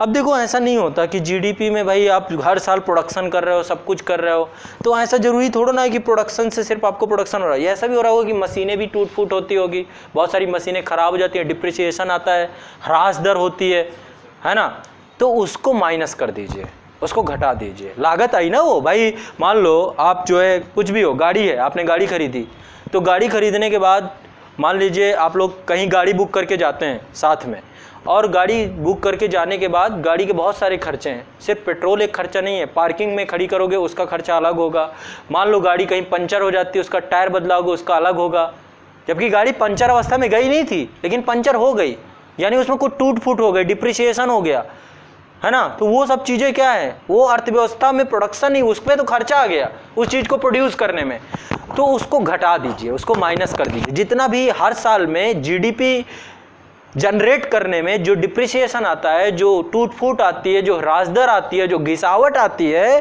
उसको माइनस करने से एनडीपी निकल आता है, नेट डोमेस्टिक प्रोडक्ट। सिंपल, कुछ नहीं है इसमें, ठीक है। शुद्ध घरेलू उत्पाद क्या है? किसी अर्थव्यवस्था में जीडीपी में एक वर्ष में घिसावट या टूट फूट के मौद्रिक मूल्य को घटा दिया जाता है, एनडीपी मिल जाता है। जीडीपी समझ में आया? एक साल के अंदर घरेलू सीमा के अंदर होने वाली आर्थिक गतिविधि जीडीपी के अंतर्गत एक वित्तीय वर्ष में, और उसमें घिसावट घटा के एनडीपी निकल आया, ठीक, ग्रॉस डोमेस्टिक प्रोडक्ट और नेट डोमेस्टिक। अब बात आती है, अगला प्रोडक्ट है जीएनपी, सकल राष्ट्रीय उत्पाद। उसमें लिखा था सकल घरेलू उत्पाद, यहाँ पे लिखा राष्ट्रीय उत्पाद, यानी यहाँ पे नेशन से कुछ जुड़ा हुआ है। तो इसका कहने का सिर्फ आसान भाषा में ये है कि किसी भी एक वर्ष में, वही है, किसी भी देश की अर्थव्यवस्था में एक वित्तीय वर्ष में उस देश के नागरिकों के द्वारा, यहाँ पे बात गड़बड़ा गई, वहां पे था कि घरेलू सीमा के अंदर कोई भी रहे, नागरिक रहे, विदेशी रहे, कोई भी रहे, ठीक है। यहां पे बात आ गई कि किसी भी देश की अर्थव्यवस्था में एक वित्तीय वर्ष में उस देश के नागरिकों के द्वारा उत्पादित अंतिम वस्तुओं और सेवाओं का मौद्रिक मूल्य जीएनपी कहलाता है। अब नागरिक का मतलब क्या है? नागरिक यदि अमेरिका में रह के भी गतिविधि कर रहा है ना, तो वो भी नागरिक ही होता है। यानी कि भारत के बाहर रह रहे विदेशी जितने भी हैं, भारतीय लोग जो विदेशों में रह रहे हैं, उनकी इनकम इसमें जुड़ जाती है, और भारत में जो विदेशी लोग रह रहे हैं अदर देश के, उनकी माइनस हो जाती है। सिर्फ नागरिक में विदेशी नहीं आता है, समझ रहे हैं? तो भारत के नागरिकों के द्वारा जो भी प्रोडक्शन एक वित्तीय वर्ष में अपने देश किया जाता है, वो आपका आता है सकल राष्ट्रीय उत्पाद में। समझ में आ रहा है कि नहीं आ रहा? पहले वाला घरेलू था, घरेलू में घर के अंदर गतिविधि हो रही है। जैसे मैं आपको बड़ी आसान भाषा में समझाऊं, आसान भाषा में ज़्यादा मजा आएगा। आपका घर है, घर की चार दीवारी के अंदर जो भी गतिविधियां हों, मान लो चाचा का लड़का आया, उसने कहा भाई 500 रुपये चाहिए, आपने 500 दिए, ठीक है, तो एक आर्थिक ट्रांजैक्शन हुआ आपका, उससे आपने लोन में दिए, जो कुछ भी किए, या फिर उससे कोई चीज़ आपने खरीद ली, कुछ भी किया, खरीद ली, कुछ बेच दी उसको, तो वो जीडीपी में जोड़ा जाएगा, ठीक है। और मान लीजिए आपका भाई है, वो बाहर रहता है किसी दूसरे गांव में, वहाँ पे कोई प्रोडक्शन करता है, तो वो आपके जीडीपी में नहीं जोड़ा जाएगा, वो आपके जीएनपी में जोड़ा जाएगा, राष्ट्रीय उत्पाद। क्योंकि घर के, आप यहाँ पे सीधा सिंपल आसान भाषा में, देश के नागरिकों के द्वारा जो भी किया जाए प्रोडक्शन, चाहे देश के अंदर चाहे देश के बाहर, सब जीएनपी में आएगा, सिंपल और आसान भाषा में, ठीक। ज़्यादा इसमें रॉकेट साइंस नहीं है कोई। तो देश के अर्थव्यवस्था में एक वित्तीय वर्ष में उस देश के नागरिकों द्वारा उत्पादित अंतिम वस्तुओं और सेवाओं के मौद्रिक मूल्य को जीएनपी कहते हैं, ठीक है। देश के बाहर रहने वाले नागरिकों की आय को जोड़ दिया जाता है और देश के अंदर रहने वाले विदेशियों की आय को घटा दिया जाता है, ठीक। बाहर रहने वाले नागरिकों को जोड़ दीजिए और अंदर रहने वाले विदेशियों को घटा दीजिए, ये आपकी राष्ट्रीय आय निकल गई। अब कुछ नहीं है इसमें, घिसावट घटा दीजिए। भाई जीएनपी प्रोड्यूस करने में बहुत सारी मशीनों की टूट फूट होगी, डिप्रिसिएशन होगा, घिसावट, वही एनएनपी है, नेट नेशनल इनकम निकल आएगी। और नेट नेशनल इनकम को ही राष्ट्रीय आय कहते हैं। ये है नेशनल इनकम, शुद्ध राष्ट्रीय आय। राष्ट्रीय आय ना जीडीपी है, ना एनडीपी है, ना जीएनपी है, एनएनपी है, ठीक है। क्यों है? किसी भी देश की अर्थव्यवस्था में जीएनपी में एक वर्ष की घिसावट, टूट फूट, इसको घटा के एनएनपी प्राप्त होता है। एनएनपी में केवल एक देश के ही नागरिकों की आय जुड़ी होती है, क्योंकि ये राष्ट्रीय आय है, ठीक है। एक देश के नागरिकों की आय जुड़ी होती है और मूल्य ह्रास का मौद्रिक न्यूनतम घटा होता है, अतः राष्ट्रीय आय की सर्वमान्य परिभाषा इसी को बना दिया गया है। एनएनपी को ही राष्ट्रीय आय कहते हैं, रट लीजिए। सकल राष्ट्रीय उत्पाद में माइनस कर दीजिए घिसावट, निकल के आएगा शुद्ध राष्ट्रीय उत्पाद, और वही है आपका NNP, net national income, net national product, ठीक है।